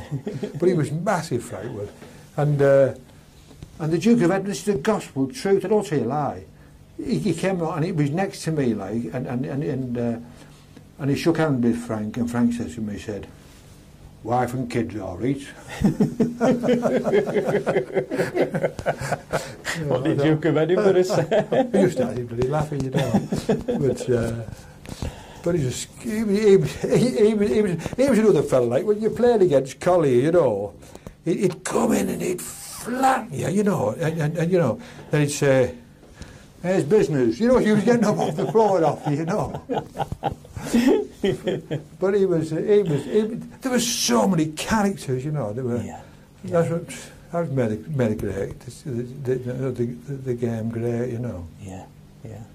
Well, at the end of that season, you were picked to play the French, and there's a famous thing when you and Dick Hart were out having a drink, were you? And was it Bill Fallowfield, the team boss, found you having a drink, and you know. We weren't like getting. I think we just had like bloody shandy or something, or a glass of sherry or something, you know. But then again, they magnify it, don't they? It's like I don't think a lot got on very well with Fallowfield, did they? He sent to run the sport, and you know. People. But I suppose he was. He did his job, didn't he? He was. But I think he. You know, he had to be a little more, what's the word, you know, accommodating, like, you know, you know, for people's, how people lived and how they did things, you know. Because wasn't he from Cambridge or something? Was he educated at Cambridge? He was, He was a rugby union fellow, wasn't he? So it'd be slightly different to average rugby league player, wouldn't he? In 59-60, the Aussies came to tour, but he didn't get picked for that. Do you think it had all to do with Bill Fallowfield? I don't really know. And at that particular time, we were in business, like, and I'd be missing matches and things like this, you know, because we were doing well in business. And it was tearing you away from the sport at that time, wasn't it? In the tests, they picked Johnny Whiteley for the first and third tests. It just seems strange that after your successful tour that, you know, you weren't the first man on the list to play. I might have upset one or two people. I think any good player didn't they, by the sound of it in those days. Mind you, Johnny was a great player. In 60-61 you started the season injured, but then you played in the Great Britain versus the Rest trial for the World Cup, which was being held in England that year. You were picked in a pack of three of the best loose forwards, Johnny Whiteley, Derek Turner and yourself. But you arrived late and missed the game. That was the one you mentioned earlier. And what was the reaction to that again? Were they? Well, I think the reaction was that what they did, they took me in a police car, but you know, the sirens going, they took me to the television studios at Manchester, you know. Yeah. But they just, I think Fallowfield were very excited. I was still there in time, you know, would have been on, you know. Yeah. But he was flapping a bit, I think, Bill, you know. Right. This was overlooked and you played in all the 3 matches. In the first match it was Great Britain 23, New Zealand 8. That was at Odsal. Did we play France at Swinton that year? Great Britain 33, France 7 at Swinton. Yeah. So that gave you 2 wins, and then I think I got sent off in that game against a fella called Bath, I think it was. Oh, right. Yeah, a Frenchman. What happened in that incident? I can't remember. I remember he just flattened him. But he was I think he was rugby league international, you know, Oh, right. a big name, you know, and Yeah. and I always remember afterwards we were having a drink in the bar, like, and somebody come across having a go at me, you know, like, you know, about dirty bugger and all that, you know, and Billy B was there, you know, and Billy B like took over and defended me, you know. He said if he had a go at this fella Billy, you know. It was like having a minder, you know. A pretty good minder and all, Billy. Yeah. I remember, you know, you get this impression of Billy being a big mild man, don't you? But I remember Eric said to him, somebody threatened Eric on field or something, and Eric said, I turned to Billy and said, Billy, he's got to go. And he did.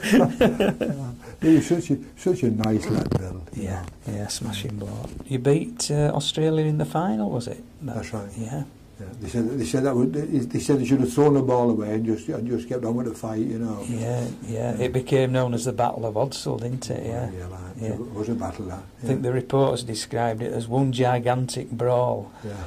Fist fights every couple of minutes, and in the second half, all 26 players were involved in one fight. It was just a game for green, all that. He would have revelled in that. Where's Dougie when you need him? But it said like it was the forwards that really won the game for Great Britain, but and you managed to bottle up the centres, Gasnier and Wells, which That's were right. 2 great centremen. Gasnier is one of the all-time. Oh, Gasnier was a terrific player now. Yeah. Well, the Aussie had lots of good players, you know, and it was you know, like I say, after the tours and that, and when I'd finished playing football and that, you know, and when I went across the Isle of Man, I got a couple of invitations to go across to Aussie, you know. Right. I went across to present the Best and Furthest Player Award, Right. and I got an invitation to go across and open a big extension at Western Suburbs, you know. Right. I said, oh, the bloody hell you picked me to pick the Best and Furthest Player Award. I don't know, you know. And then Mossop, who just played in them matches, Rex Mossop, played in the second row, and I'd run into Mossop a time or two, you know, and but he had his own television show, you know, and they put me on the television show, you know. And he showed me like a snap out of one of those test matches, and I bloody well let him, like, and he was, and he said to me, he said, I received 22 stitches from that encounter, you know. He said, have you anything to say for yourself, you know? I said, I don't recollect it, you know, really, you know. But what he did do, he said, and just, you know, and he said this on television, you know, in front of bloody millions of people, like, you know, he said, you knocked me out that many times, he said. He said, I was thinking of selling advertising space on the soles of my shoes. I thought, bloody hell, what a thing to say, you know. Of course, he'd be relaxed presenting the show, wouldn't he? Oh, very much so, yeah. And you know, they looked after us when I crossed there. Like, they looked after me so well, you know, and you know, and lads that you'd battle with, like, I never really spoke to half of them, you know. Yeah. And but they were, like I said, there's that affinity between you, you know. Huge respect as well, that you can go out there and do that, you know, play against them and beat them. You know, Aussies like to win, don't they? But they do respect people that are good at what they do. In '61, he played for Great Britain against France at Knowsley Road in front of 18,000. Great Britain won 27-8. The French were known for being a bit rough as well at times. Oh yeah, they always put the bloody boots in. You know, first thing they ever did was put the boots in. You know, and they were always bloody kicking and that. You know, and it was something I never, you know, I never really, you know, it's something I couldn't stomach, you know, putting the boots in, you know. I thought it was totally against... a bit cowardly, isn't it? Yeah, guys I'd give somebody a bloody crack, that was part of the job, wasn't it? Yeah. You know.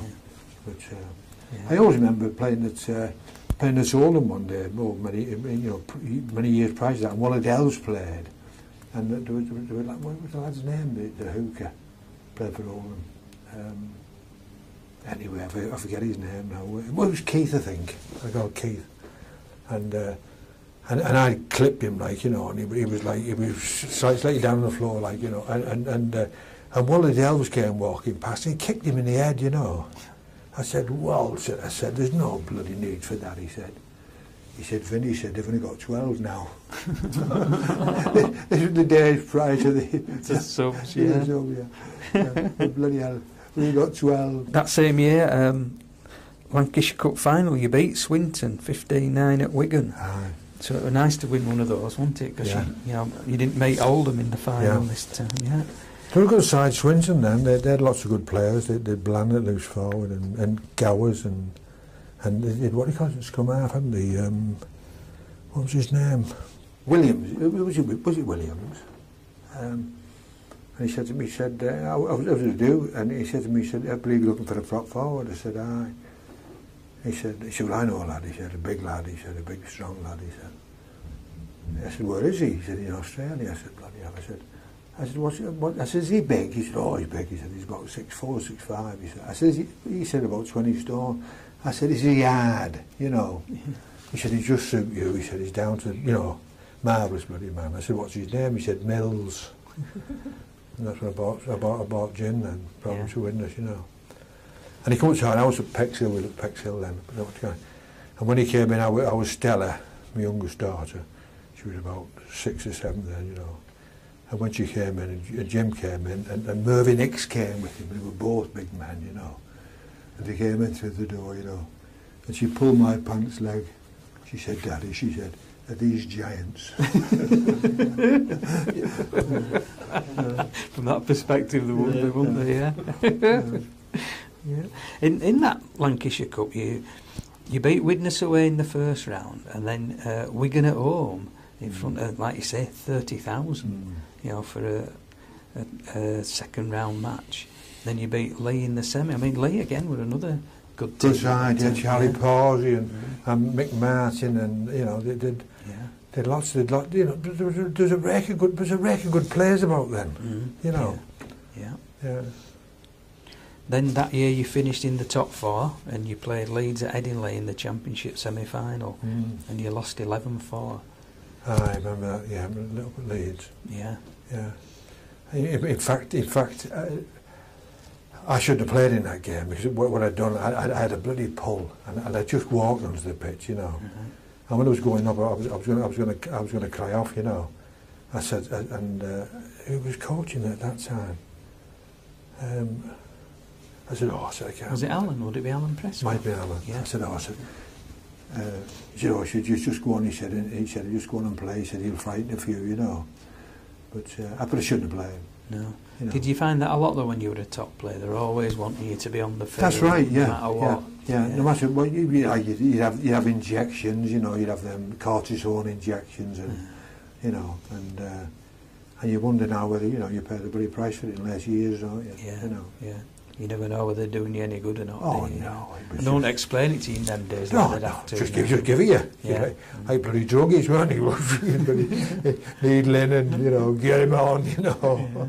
Yeah. Makes you wonder, doesn't it, why all players now suffering with aches and pains. Like Tommy's got trouble with his... Like, did you know Tommy's coming over again this year? No, I didn't know. Yeah, in August. He's coming over in August to do a tour around St Helens. Clubs again. He's a good player. Well, he had trouble with his welded his ankle together. I think. That's right. Ankle trouble, you know. Yeah. So it just showed. But we asked him at the end of his interview, with what you've got now, would you do it all again? He said, yeah, definitely. That's right, yeah. Yeah, and you would as well, wouldn't you? Well, of course you would. It's a wonderful time. The only thing is, like, I'd like to think now that, you know, that it'd be better, you know, because like with all the modern training techniques now, and you know, and knowing what to do. I mean, at one time when we were kids, like, and we used to use weights, you know, and we used to do breathing squats, you know, but we were about 200 bloody pounds, and we were only about 18 or 19, you know, and we used to do 20, and we used to do 5 sets on one breath, you know. And then when we finished, you said, bloody hell, we did bloody a bit dizzy, like, you know. He said, you're doing you good, you know. and they were all, everybody, you know, agreed with you, because nobody knew anything about it, you know. Yeah. You were now the captain of Saints, it says, and Alan Prescott was the coach. Yeah. And you went on a cup run. This is again drawing Saints 5, Widnes 5 at home. Then in replay at Widnes 10, Saints 29. Yeah. And then you played Cass, and you beat them at Castleford 18-10. And then you played Swinton, you beat them 17-9. And in the semi-final, it was Hull FC. And they were going for the third final on the trot. Yeah. Because they'd lost to Wigan and then lost to Wakefield. And that was at Oxley in front of 43,000. What do you recall of that one? Because they were a good team then, weren't they? They were a great side. That famous pack, didn't they? Like I said, they did Johnny and Tommy Harrison. You know, they did a record good players, you know. The two good brothers, haven't they, playing? Yeah, the what do you call it? It's the Drakes. Yeah, the Drake brothers, yeah. Bill and... and they were big lads, like, you know, big strong lads, you know. They were all like bloody hatchet men, you know. Yeah. Like the brothers up at Cumberland and all, the Gawley brothers, you know. Oh yeah, I heard of those. And they were big lads and all, you know. They're all like bloody giants, you know. And they all wanted to fight, you know. When you should go there, you think, bloody hell. It wasn't much going up to play, but who you going to fight against, you know, before you went on, bloody hell. And you know, you went to a certain place, it would be like fight of the week, you know, you knew before you went on, you know, bloody hell, be fighting here, you know. But... was it working where they used to put the hooks in the visitors' dressing rooms, high up the wall, to make you think that everybody you were going to play against were a giant? You hear stories like that and you think, yeah, they were dealing in psychology in them days. The other semi-final was Wigan and Halifax at Swinton. And it set up the dream derby in '61, Saints and Wigan, local derby at Wembley. I remember prior to the final, we did an interview on we did an interview with Eric and I, you know, Eric Ashton and myself, because we were, you know, the captains of the respective sides, you know, and I said, we'll beat them, you know. Which is why you're so confident, you know. I said, we were faster. I said, and Wembley's built for space, you know. I said, we'll beat them, you know, we'll beat them. And we did beat them. Yeah. But it was just a terrific game, you know. It was, say, Ashy and Billy B and, you know, Mick and, you know, the Galaxy of Stars there, you know. Yeah, the two good teams. I was just looking at the teams there, you know, Rhodes, Vollenhoven, Large, McGinn, Sullivan, Smith, Murphy, Turry, Dagnall, Watson, Vines, Huddart, yourself. And Wigan had Griffiths, Boston, Ashton, Bogle, Carlton, Bolton, Entwistle, Barnes, Sayre, McTeague, Collier, Lyons, Evans. He could catch bloody pigeons, Bolton, David. Yeah, well, him and Alex were the quickest Great Britain half-back partnership. Terrific, he was a great player. But there's so many great players, and I feel though that maybe I've been a bit, you know, a bit unfair, really, you know, with some of that. But if you spoke about them all, you know, you'd be a little bloody cheater, wouldn't you? You know. But there was lots of great lads about, you know. And I think, you know. And there was lots, like I said before, there was lots of good sides, you know. Yeah. What did it feel like to lead the team out at Wembley in front of 95,000 as captain as well? Yeah. Did it make your hair stand up on the back of your neck? Oh, it was great, because, you you know, it was a wonderful occasion, and especially it was something special when you were playing Wigan, you know, and oh no, it was terrific. It's something that you know that'll always live with you, isn't it? You know, it's, Can you close your eyes and picture it still now? Oh, yeah, all the crowd and all the cheering and you know and especially Billy winning. Well, you know, lifting the cup up, you know. You go up all them steps and you get the cup, you know. Yeah. Well, first try then, you put a pass to Woodhart who put Murph away to score the first try. Yeah. And Wigan had 2 penalty goals, and then again we come with Vollenhoven, another historic try, which was you passed to Large, who passed to Vollenhoven, who passed back to Large, but I think their full-back made the mistake of not taking Tommy out and letting him run into touch. That's right. But the point is, you see, when you see in them games, like the important thing is, like you've got to wear the opposition, haven't you? You know, like say Largy, so you take a man on, so you put Largy in the gap, you know, then Tommy will be running alongside him, you know, and like I said, Tommy, Wembley was built for Thomas, you know, with his pace and you know, and he just not only had pace, he had everything. He could lick a man, and you know, he was. You know, he's such a great competitor. Yeah. And they rate that now as one of the greatest ever tries at Wembley. Yeah. You know, the people that saw it at the time. Yeah. Well, that was from about our 25-yard line. That's right. Yeah. Yeah. Long way. Yeah. And final score was 12-6 to Saints. Yeah. And you go back to the town hall steps, and they reckon there were 20,000 there. That's right. Yeah. Amazing. Yeah. At this time now, you'd achieved so much, and you say your businesses were taking off. Was it becoming a strain to try and do both? Well, it was really, and you've got to.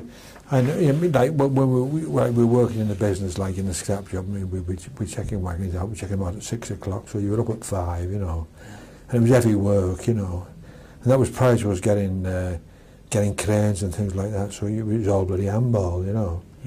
So you were throwing stuff on, and so it make you strong, even though you might be tiring a bit. You'd still make you strong. Yeah. But some said, you're not playing so well. I said, if you get comfortable with the back of that pack, I'll be asleep.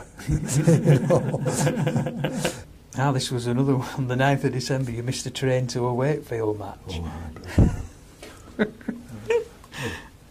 I used to miss plenty of things, you know. Yeah. But I always did everything in the last minute, you know.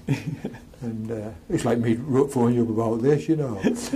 But I missed the blessed train, yeah. And then I don't know whether I got the car, and then I got there too bloody late. Yeah. It said you got there by car. Yeah. It said Saints lost the match, and then you had the captaincy taken from you and given to Alex Murphy. But Alex didn't want it really, because you were like his best mate. He said, I don't want it under them circumstances. But he said, if you ever want to take it back off me and give it back to him, you can do it. Shows a good spirit, doesn't it? Oh, it was great. It was great, Spud, you know. But also at Saints, I mean, we talk about Spud, but there was Austin Rhodes at Saints. He was a great tactician, Austin. You know, he was a superb tactician, you know, and he was a great pal of mine, Austin. You know, I used to sleep over at his mum and dad's, and you know, and he was, and when we kicked off, like he'd kick into the gap, and I'd catch it, you know. I'd like from the kick off, I'd catch it, you know, and I'd want to give somebody a bit of stick. He'd put it up a bit high, you know, and so that I could go in then and bloody well, you know, hit him when he was taking the ball, you know. Yeah, so it was all like tactics, you know. Yeah. Well, the spectators don't know half that's going on, do they? No, but and he was a hard kid. It was Austin, and he wasn't a big one, you know. But he was a really hard fella, you know. Yeah. Well, he went to the same school as Alex. That's right. Was a few years in front. They played together, yeah. Yeah, and he was Alex's hero. I want to do what Austin's done, you know. And that made Alex play even more. Yeah. And then 2 days later, Alan Prescott was sacked as a manager, which I didn't think went down right well with the whole team, did it? No. Well, he was very popular, Alan. Yeah. And he's such a terrific record as a player, you know. He was, I mean, he had an unblemished record, really, hadn't he? Yeah. You know. And, Didn't the players get together on a petition to try and get him reinstated? Yeah. That's unusual, isn't it? Yeah, It shows the respect the team yeah, have. that's right. Yeah. Yeah. Now we get to the part they've taken the captaincy off you. Alan Prescott's gone as manager, and Saints then started signing some players, and they did sign, was it John Tenby and Bill Major from Widnes to play loose forward. So did you feel at that time you were being eased out by Saints? Well, I didn't think I was being eased out. I mean, to be quite fair to Saints, I mean, I wasn't, you know, I was missing training and one thing and another, you know, like I said, through business, and so, you know, I could see their side of it, you know, because I was, you know, I was going to pack up. Then they put you on the list, didn't they? Yeah, for, right. £8,000. Yeah. And your hometown team came in and bought you for 4,500. Yeah. But then, of course, they owe me a few more for that, then, don't they? Did you get a percentage of transfers? Oh, right. That was just football, probably. Yeah.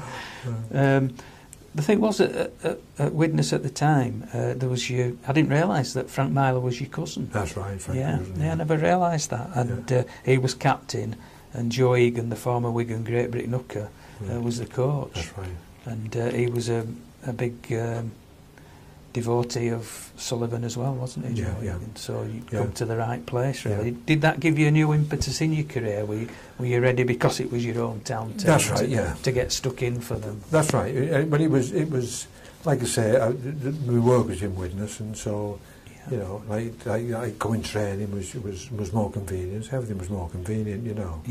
And like I say, Frank was an exceptional player, very, very strong, you know, and a great stand-up half, you know. It'd be fair to say that Widnes hadn't won anything for quite a while at this, That's at right. this point. Yeah.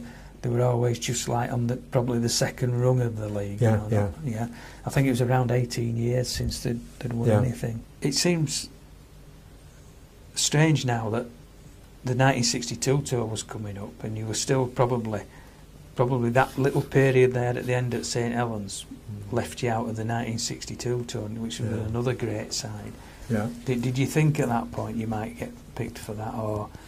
Well, I think to be quite honest, I think it's always in the back of your mind, isn't it? But I wasn't particularly. You know, it would have been nice if I'd been picked, but you know, I wasn't particularly bothered. You know. Yeah. Because that was the second team that went there and beat them again. Yeah. Widnes finished third in the league behind Swinton and Saints, which was a fair old step up for Widnes what had happened previously. And it was in the Challenge Cup where you really performed that year. Because in the first round, this is where the replays start. You sent to a replay in every cup game. In the first round, you took 2 replays to beat Swinton. You were 6-6, and then 3-3. And then you beat them by 2 points at Swinton again. That's right. So that when you're playing league matches and then having to play so many replays, it's a bit wearing, that, isn't it? Oh, very much so. Yeah. And did you find, mind you, still at 29, you could probably handle that at that age, and the team were coming along as well? Yeah, and I think like it was like a new challenge as well. You know, been at Widnes, you know. Yeah. And it's. You know, that feeling about, you know, like being your hometown, you know, and we'd won out, you know, so, you know, and I didn't want to come out here, you know, and like so many people do, like when you go out, like it's been brought to pasture, you know. Yeah. You know, they just come and pick up the money, don't they? And like they say the Aussies do. The old Aussies used to come over here and do. Yeah, you finish the time off. Yeah. And when we thought, like, I wanted to do something for my hometown, you know. At that time, you played Hull as well amongst all these replays, and then you played Workit, and you actually played 5 games in 11 days. Yeah. You can't imagine them dreaming of doing that now. No, it just shows you the quality of the men, really, doesn't it? You know, and how much they wanted to win, and you know, they'd play, wouldn't they? A tougher breed in those days. Oh yeah, I think so. Yeah, personally. Yeah. In 63-64, you played against the Aussies both for Widnes and Lancashire, Was it good to be playing against the Aussies again? Oh yeah, very much so. But then again, like you know, as you get that bit older, you know, you wonder like. You know, whether you've got the same, you know, like when you went across in '58, like I was 25, 26, you know, and of course you have that appetite, don't you? And you want to, like, you know, you get amongst them, don't you? And, yeah. But as you get a bit older, it's you've seen it all before, in effect, at that point. Well, it's a terrible way to put it, really. But it's really correct, isn't it? Yeah. And well, Lancashire beat Australia 13-11. And then you lost to Australia at home 9-20. The first round of the Challenge Cup, another drawn match, this time against Leigh. Leigh 2, Widnes 2. In the replay, Widnes 11, Leigh 11. And then you beat them at Leigh 14-2. Yeah. So it's a struggle, ain't it, when you have to play 3 games to get through to next round. In the second round that year, you went to Liverpool City and beat them 16-6. And then the third round, Swinton, 2 replays, Widnes 5, Swinton 5, Swinton 0, Widnes 0, Widnes 15, Swinton 3. Yeah. So you're like playing nearly 2 seasons. That's right. We're going through. Yeah. But the side was full of local lads, wasn't it? Oh, yeah. And well, he brought Frank Collier in. When he brought Frank, you know, he was, which was a great purchase, you know. Yeah, because you had some young lads, a lot of experience. That's right. Some world class like yourself and Frank. Yeah. Yeah, Frank was terrific. Billy Thompson was terrific, you know. Yeah. Billy Thompson in the centre, and you drew Castleford in the semi-final. Yeah. To be played at Swinton, and again you drew 7-7, and replayed at Wakefield, and you beat Cass 7-5. Do you remember much about that one? Well, that was another hard game, like, you know. But and Ray Owen, you know, Ray Owen was scrum half that day, you know. Right. And I just recollect Raymond, you know, been over the bloody moon about getting through. We got to Wembley. We were on the road to Wembley then, you know. Yeah. And he was so elated, you know. But well, all the young Widnes lads would be. Oh, they were, you know, it was terrific feeling, like, you know, a Widnes, like, you know, because it was.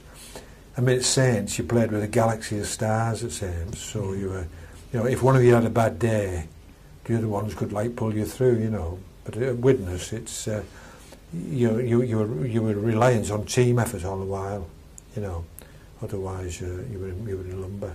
Yeah, and it'd be the first time they'd gone there for years, wouldn't it? That's right, yeah. And the other semi-final was Hull KR Oldham. Hull KR beat Oldham 12-2. Yeah. Yeah, it's been 14 years, I think, since you were last in a trophy final at Widnes, yeah. So the final on May the 9th was played in front of 85,000, and you won the final 13-5. Well, that was a bit special because it had been my hometown, you know. Yeah. And like captain the side as well, you know. It was a bit special. And Big Frank scored a try, you know, and it was, you know, it was one of them games. It was a hard game. Frank Myler scored 1 try and Frank Collier the other. Yeah. And I think Frank got the Lance Todd Trophy as well. That's right, yeah, Frank Collier, yeah. But you'd seen it before cup finals, but, you know, the lads here must have been... Oh, they were over the moon, and it was... Yeah. And the reception in the town and everything. Oh, well, the town was buzzing, you know. Everything was alive, you know. It was such a special occasion. Do you feel that when you came into the team with the older players, you altered the attitude of the players as well? You know, because you were a determined player, and did that rub off on the other lads when you came? Well, you know, it's awfully hard to say yes to them things, but I just. You know, but I just hope that I did have an effect on them, you know, and we did blend together as a team, you know, and we played well, and we're involved in everything. Then you were picked for the first 2 tests against the visiting Australians. Yeah. The second test was your last ever appearance for Great Britain. Yeah. Along with Eric Ashton and Mick Sullivan. Yeah. You played the first one at Wembley. Yeah. Great Britain 2, Australia 28 in the first test. And then the one at Swinton, Great Britain 12, Australia 50. Yeah. It's, the Aussies just seemed to be picking up at that point, didn't they? Yeah, but I think there was some bad selections on the on the English side, you know. Right.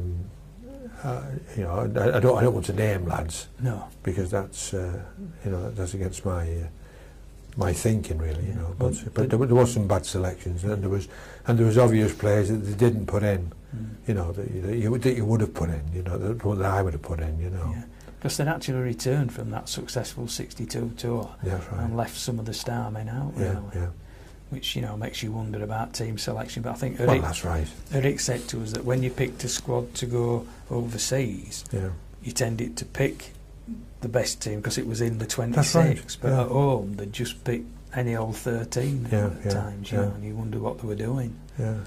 In 63-64, you played 25 of the 40 games. But was business taking up more of your time again? I think so. Plus the fact, I think time was catching up on you. You know, you like I said, when you're in your pump, you could get over injuries quicker, couldn't you? And you know, and plus the fact that we had the business, and you know, it made a big difference, didn't it?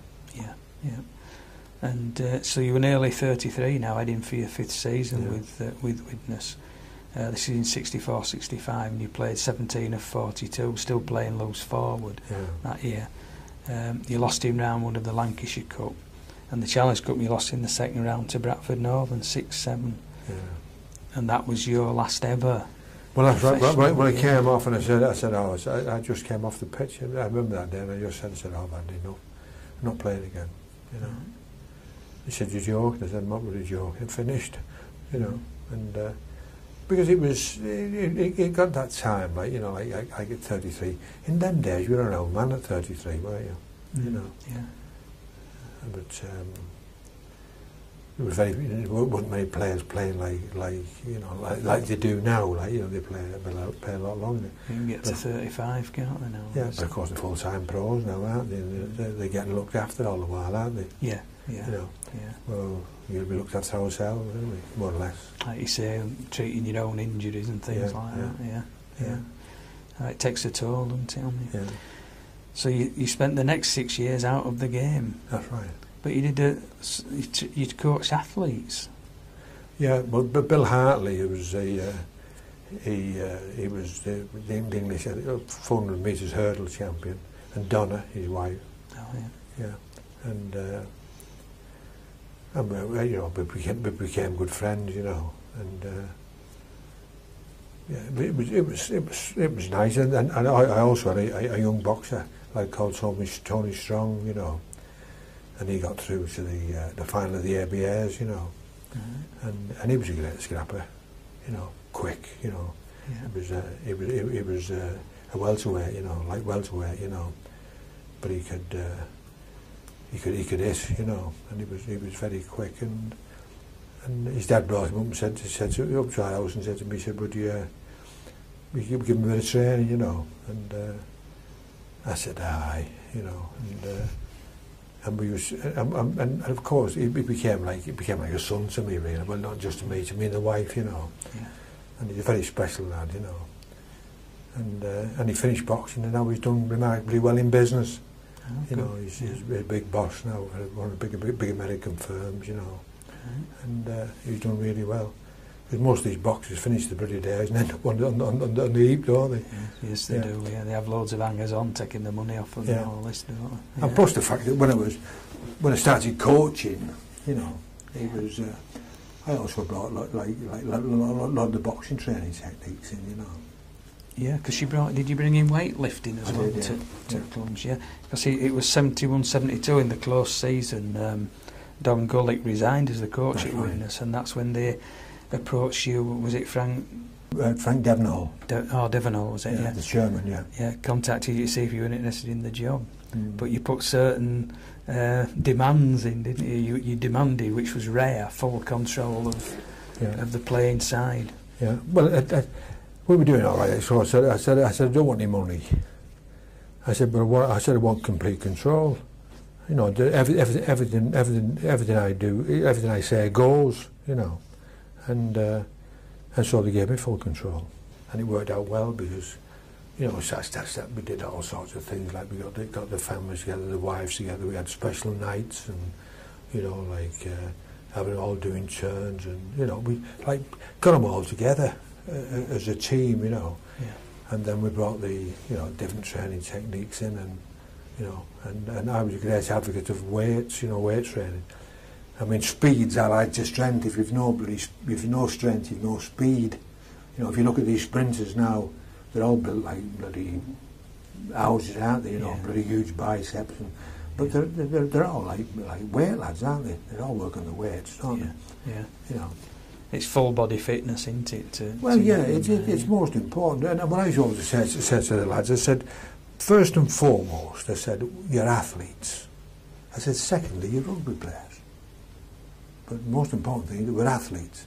And they used to talk about money. I said, look, money, the most important thing, I said, is get the bloody punters in. I said, if you start filling the ground, I'll argue the shots for you to get better money. But I said, if you don't entertain, we're in the entertainment business, aren't we? If you don't entertain, there's no punters, there's no money, is there? But if you entertain, the job's easy. Actually, you got a compliment at the time. There was a quote: "Average players became good players, and good players became great players almost overnight due to the guidance of Vince Karalius." That's a real compliment. The players, you know, even I know, you know, slightly out of my era, but you know, like Dutton, Brown, Prescott, Aspey, Gaydon, Hughes, Dennis O'Neill, Reggie Bowden, McLaughlin, Ashton, Warlow, Doherty, Nelson, Ferran, Elwell. Keith Elwell, Walsh, Mako, Sheridan, Adams, Mick Adams. Yeah, big really forward Mick, yeah. Kerwin, Dearden, Nichols, that was George Nichols. That's right, yeah.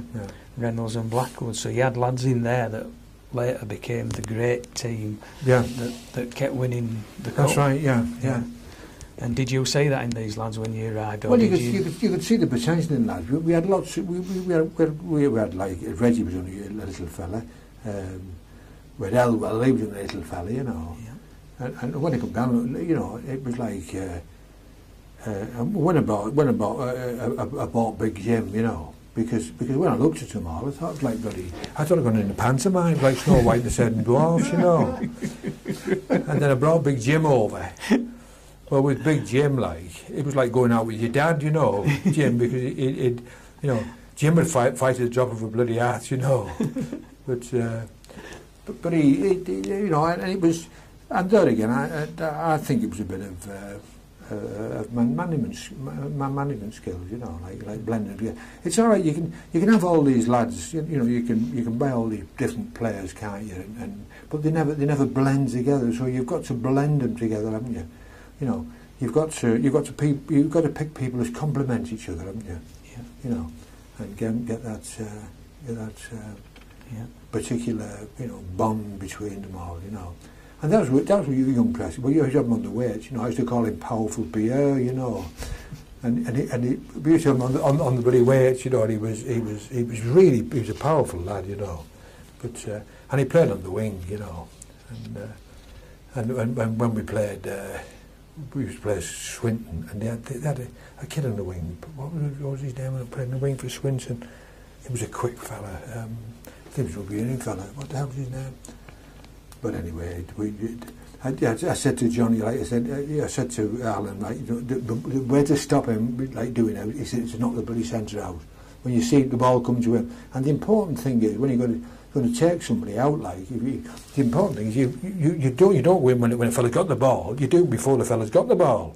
So when the ball's in the air and he's committed to catch it, then you can give him a bit of stick, can't you? Yeah. You know. Yeah. And Alan used to do that. So he did it to perfection, you know. Yeah.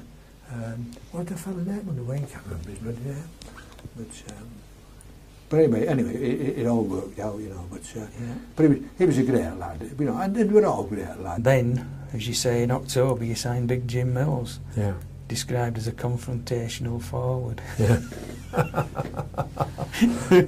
And you'd met some in your time, so you'd know them. When you did you see him play at all before you signed I'd him? never seen him play. No. And did he do any trials, or did you just sign him and that? But when he first came, he was totally unfit. He was about, about 21 stone, you know.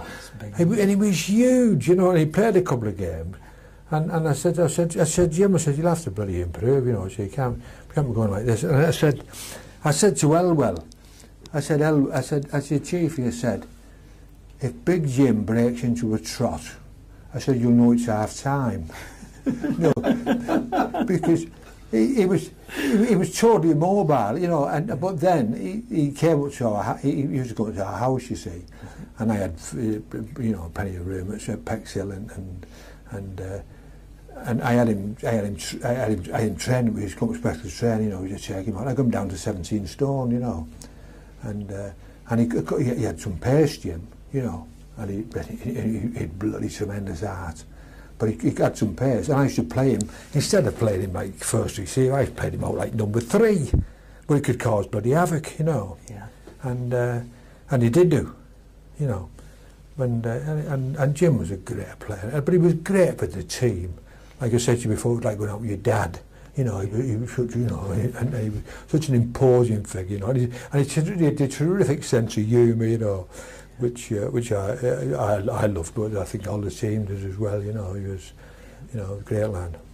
Yeah. And he's done a lot for Widnes since, hasn't he? Oh, he's been very, very good, and of course Jim's done well. He's done well in business, you know. He's done very well indeed.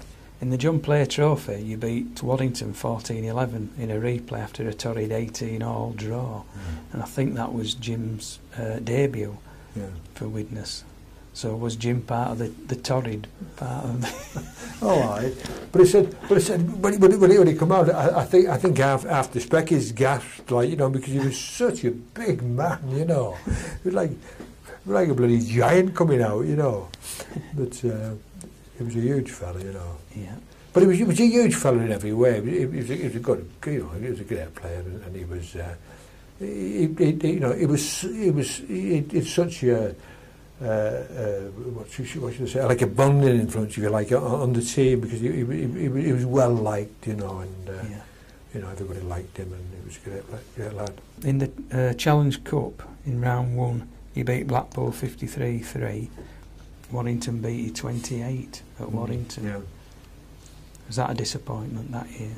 Well, I think it's always a disappointment in derbies, isn't it? Like, you know, like you're playing Warrington, you know, you're playing like the Saints, or, you know, derby games. You know, when you lose them, there's always the you know, the disappointments, isn't there? Yeah. In January 1973, you sold George Nichols to St Helens. Yeah. Because he later became a Great Britain second rower and loose forward. But you signed to replace him Dougie Lawton. That's right. Wigan. Yeah. Did Doug have a big influence? Oh, he yeah, brought in very much so. He was a good footballer. You know, he was a great footballer, Dougie. You know, and you know, and he led the side well. He was, you know, he was a catalyst really that bonded us into a great side. You know. Yeah. Because he'd come back from the 70s Ashes tour, hadn't he, where he'd starred in that as well, and that they again won the Ashes in Australia. So, and of course he was a Widnes lad, Dougie. Yeah. It's funny, isn't it, how so many Widnes lads signed for teams around and not straight for Widnes. You know? Yeah, that might be a thing that they weren't playing particularly well at that era, you know. Like homing pigeons, Les, aren't they? You know, come home to roost. Come home, yeah. It's like they say, no matter where you go around the world, home's still home, isn't it? You're still glad to get back. That's right. And so you bought Doug for his experience and the effect he could have on the youngsters. That's right, yeah. In October '74, you signed Chris Anderson from Canterbury Bankstown. Yeah, he was a good signing, was Chris.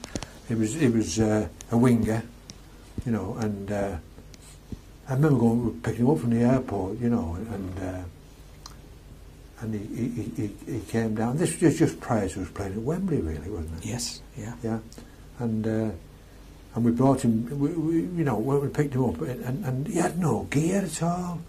You know, I thought he was going to be Biafran. You know, he just had a toothbrush in his top pocket, you know, and a packet of toothpaste. You know, I thought, bloody hell, where have we got him from? You know, but it was great. And then we prior to playing at Wembley, we went to a dinner. It was a dinner at Manchester. We'd been invited to this, you know, this dinner, like a pre-Wembley thing. And of course, when Anderson turned up, yeah, everybody had Wembley suits, you know, and he had nothing, you know. He just had the gear he was in, you know, and so I came down, and I had me witness suit on, you know, and I thought, you know, we'll have to dress him up. So what we did, you know, we got pants off somebody that would fit him. I give somebody my pants, give somebody my coat. So anyway, we're swapping and changing. We kitted Anderson out. Now I'm in my underwear, you know. So I got back in the car, drove back home up to Bexhill, and got my dinner suit on. I put my dinner suit on, you know, and then I came out, and that's how we wanted to do. So we'd kitted him out from like, you know. Yeah. You wouldn't have thought then at that time that he'd go on to do what he did, you know. He appeared in the Aussie Test side, he coached Halifax to League and Cup doubles, he coached major teams in Australia and then became the Australian Test. That's right. Amazing. I met him after one of the Australian matches, you know. I said, bloody hell, old cock, I said, you've done well, you know.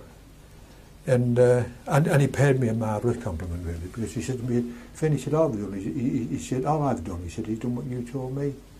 You know. It's good, isn't it? Yeah. So that was, you know, it's nice when people say nice things about you, isn't it? You know. Yeah. But I don't like saying it because you make it sound a bit big-headed, doesn't it? No, it's nice to know, isn't it, that folk like you, you know, and your methods, yeah. But he was a great lad, and he was a great finisher, you know, and yeah. A very fast winger, wasn't he? When you see him now, you know, people that never saw him would think, he was quick lad. And really, but the reason I bought him really was through Dougie Lawton, because Dougie said that he was, you know, a good wing, and so we. I'd have seen him out there on the tour in 70. Yeah. So I got him really on Dougie's word, really. Yeah. And that year you got to the John Player final. Yeah. As well, so you were starting to get into finals, against Bradford Northern. And you lost 2-3. Widnes finished 5th in the league behind Saints, Wigan, Leeds and Featherstone. You were showing consistency, because last year you were 4th, this year you were 5th. Then you come to the Challenge Cup, and you went on a Challenge Cup run. First round you beat Swinton, was it 13-4? Hull 12-13, you won away at Hull. And Oldham, you won away 10-4. And the semi-final was at Odsall against Wakefield Trinity. This was the biggest game your team had appeared in at that point. Well, I remember, the thing I remember about that match was really and truly was the elation afterwards. You know, it's like I've said to you before, it's hard to pinpoint a particular moment during the match, because they were all like hard matches, weren't they? And things went, and you know, it all depended on, like I said before, how the opposition played. But you know, we got through and we'd licked them, like, you know, and the elation in the dressing room afterwards, you know, all like, you know, also so bloody happy, you know, and you know, everybody singing and dancing, and you know, it was a marvellous feeling. Did you find them nervous before, because it was the first? Oh yeah, very much so. Yeah, because semis are worse to lose than finals, really. In the final, you've got there, haven't you? Yeah. Yeah. Because you beat Wakefield 13-7. Yeah. In the Championship playoffs the following week, you lost to Salford 2012. Yeah. But there again, you'd be thinking probably at Wembley at that point, because it was a big occasion. So you go to the Challenge Cup final at Wembley in front of 85,000 versus Alex Murphy's Warrington. Yeah. And at that particular time, Spud had said on the what do you call it, you know, he said he was all about me weight training, you see, about weight training the lads, and really Spud was a bit critical of it, you know, criticised it a bit, you know, and but anyway, at the end of the day, it all proved correct, because we licked him, you know. Yeah. And what he said, Spud, he said what I'll do, he said, if they win, he said, I'll jump off the bridge, he said. So, you know. Which bridge? Runcorn Bridge? Yeah. But he didn't jump off and we beat him, you know. Well, Jim Mills got a try and Dutton 5 goals, and John Bevan scored for them, and Derek Whitehead scored 2 goals. That's right, but 14-8 the score. Yeah, but we beat them quite easily, I thought, you know. Right. As a team, like I thought we were a much better side, you know. And our preparation had been first class, you know. Well, I trod on a similar path to what Sully took us, like, you know, when we went to Wembley, and he used to take us to Southport, you know, and we used to train at one of the schools there, you know. I forget what the name of the school, but it was a big school, and got permission from there, and we used to train on the ground there, and then we could have saunas and one thing and another, you know, and I trod the same path really. I took them all there, and you know, and it worked out well. Yeah. How many days did you go down to Wembley before the match? Probably about 2 or 3 days before, you know. Yeah. You know, you have that pre-walk round with the stadium prior to the game, you know, and just give them the feeling of the place, and But that would be very, very good. Did you find any of them freeze up on there? Because some players go out and play like world beaters, and others just freeze a bit, don't they? Did you find any of that with the players? Not really. I think they were quite relaxed, you know, and no, they were all quite good, you know. And on the day, of course, they played so well, you know, and that's the proof of the pudding, isn't it? Yes. You know. You became one of the few players to win at Wembley, a cup final at Wembley, as a player, a captain and a coach. Yeah. And weren't many did that. I think Eric Ashton did the player, captain and coach and chairman, I think he's done 4. Terrific, actually. Yeah. He would have to lick me. Then, as a surprise, at the end of the season, having achieved what you started out to do, to raise Widnes to one of the top teams, you resigned as coach. Yeah, there was no ulterior motive behind that. I just felt that I'd done my job, and I'd done the job, you know, quite well, and I think sometimes it can stay too long, you know, and so I resigned then. And Frank Marler, who took over, he came out of the yard to see me, you know, and he said, "It's not my team, this Vin." He said, "It's yours, you know." He said, "If you want to come back, you know," he said, "I'll step down, you know." Yeah. But I didn't. And then do you look back on seeing what the team went on to achieve? Because then they became the Cup Kings, didn't they, in rugby Well, league? it's like everything, but you like to think that you had a little bit of an input in it, don't you? You know, that you set them on the right path, type of thing, you know, and you hope that you had an influence on lads that they would maybe influence other lads, and you know, influence the team, you know. Yeah. But it's awfully, like I say, it's you know, it's hard to say, isn't it? When you Do you feel any regrets about leaving them at that time? Now, when you look back on it, well, there's lots of things that, you know. It's a marvellous thing, hindsight, isn't it? And there's lots of things I've done in my life that I think back and I think, God bless us, I should have stopped. I should have kept that, you know, and I should have kept it this. But I've, you know, I've got that bit inbuilt thing with me that when I get to the top, I wrap up. Go you know, at the top. Yeah. If we get near the top, you know, I just like lose my enthusiasm, you know. Yeah. And well, they say, don't they, the only way is down when you've reached the top, don't they? That's right. Yeah. And you know, people don't want to go through that. Yeah. So you were out of rugby league, and then you came back to coach Wigan. You know, why did you decide to come back at Wigan? Well, that's a good question, and I don't really know. I don't really know the answer to it, you know. But I came back. How did you find it at Wigan? Was it a different atmosphere because they expect it to be the best team, didn't they? They weren't like Widnes, who'd been used to not being at the top. I don't think there was there wasn't the same team spirit there. I don't think at Wigan, you know.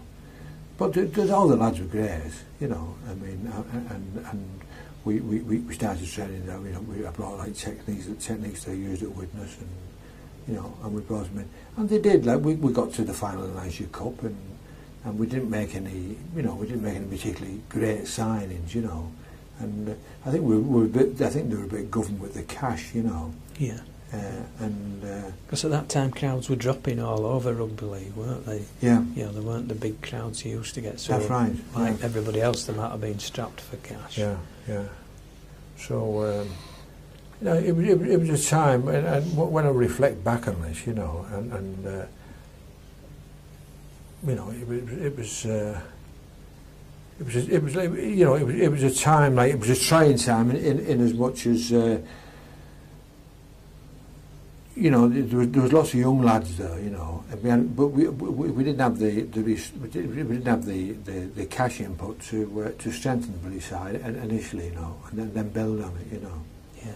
Yeah. So you couldn't bring in the experienced stars to like bring the team along. No, we got through the Lancashire Cup final. Yeah. We got beat in the Lancashire Cup final. We got beat by Workington, and Tom Mitchell, my old mentor, my old tour manager. Tom was of course manager of Workington Town, you know. Right. So Tom was delighted. Now he's dejected. Yeah. But he was a great lad. Yeah. How many years did you do as Wigan coach? I didn't do an awful long time as Wigan coach. I think I did 2 or 3 seasons. And, right. Yeah. And you didn't win anything at all in those times? No, we got up to, you know, we were quite handy in the league. It was about, I couldn't remember properly, but probably about 6th or 7th in the league. Right. I say we got to the final Asia Cup, and you know, so we didn't do badly. No. You know. But looking back, do you wish you hadn't actually taken that step to management? Yeah. So it's strange, isn't it, leaving your hometown team and having success and then going to what was one of the big guns, not enjoying it as much, perhaps. Yeah. So did you resign in the end? I resigned at Wigan. Yeah. But you've been successful in business anyway, so and you were still. We'd done well, so there was no point, and I'd done well, like as a player, and you know, and as a coach, and so there wasn't an awful lot more to achieve, was there? No, nothing to prove. No, nothing to prove. No. So I've always said about coaches. I said if you've got the right material, it's your good man management skills, you know, to get people to you know, to compliment each other.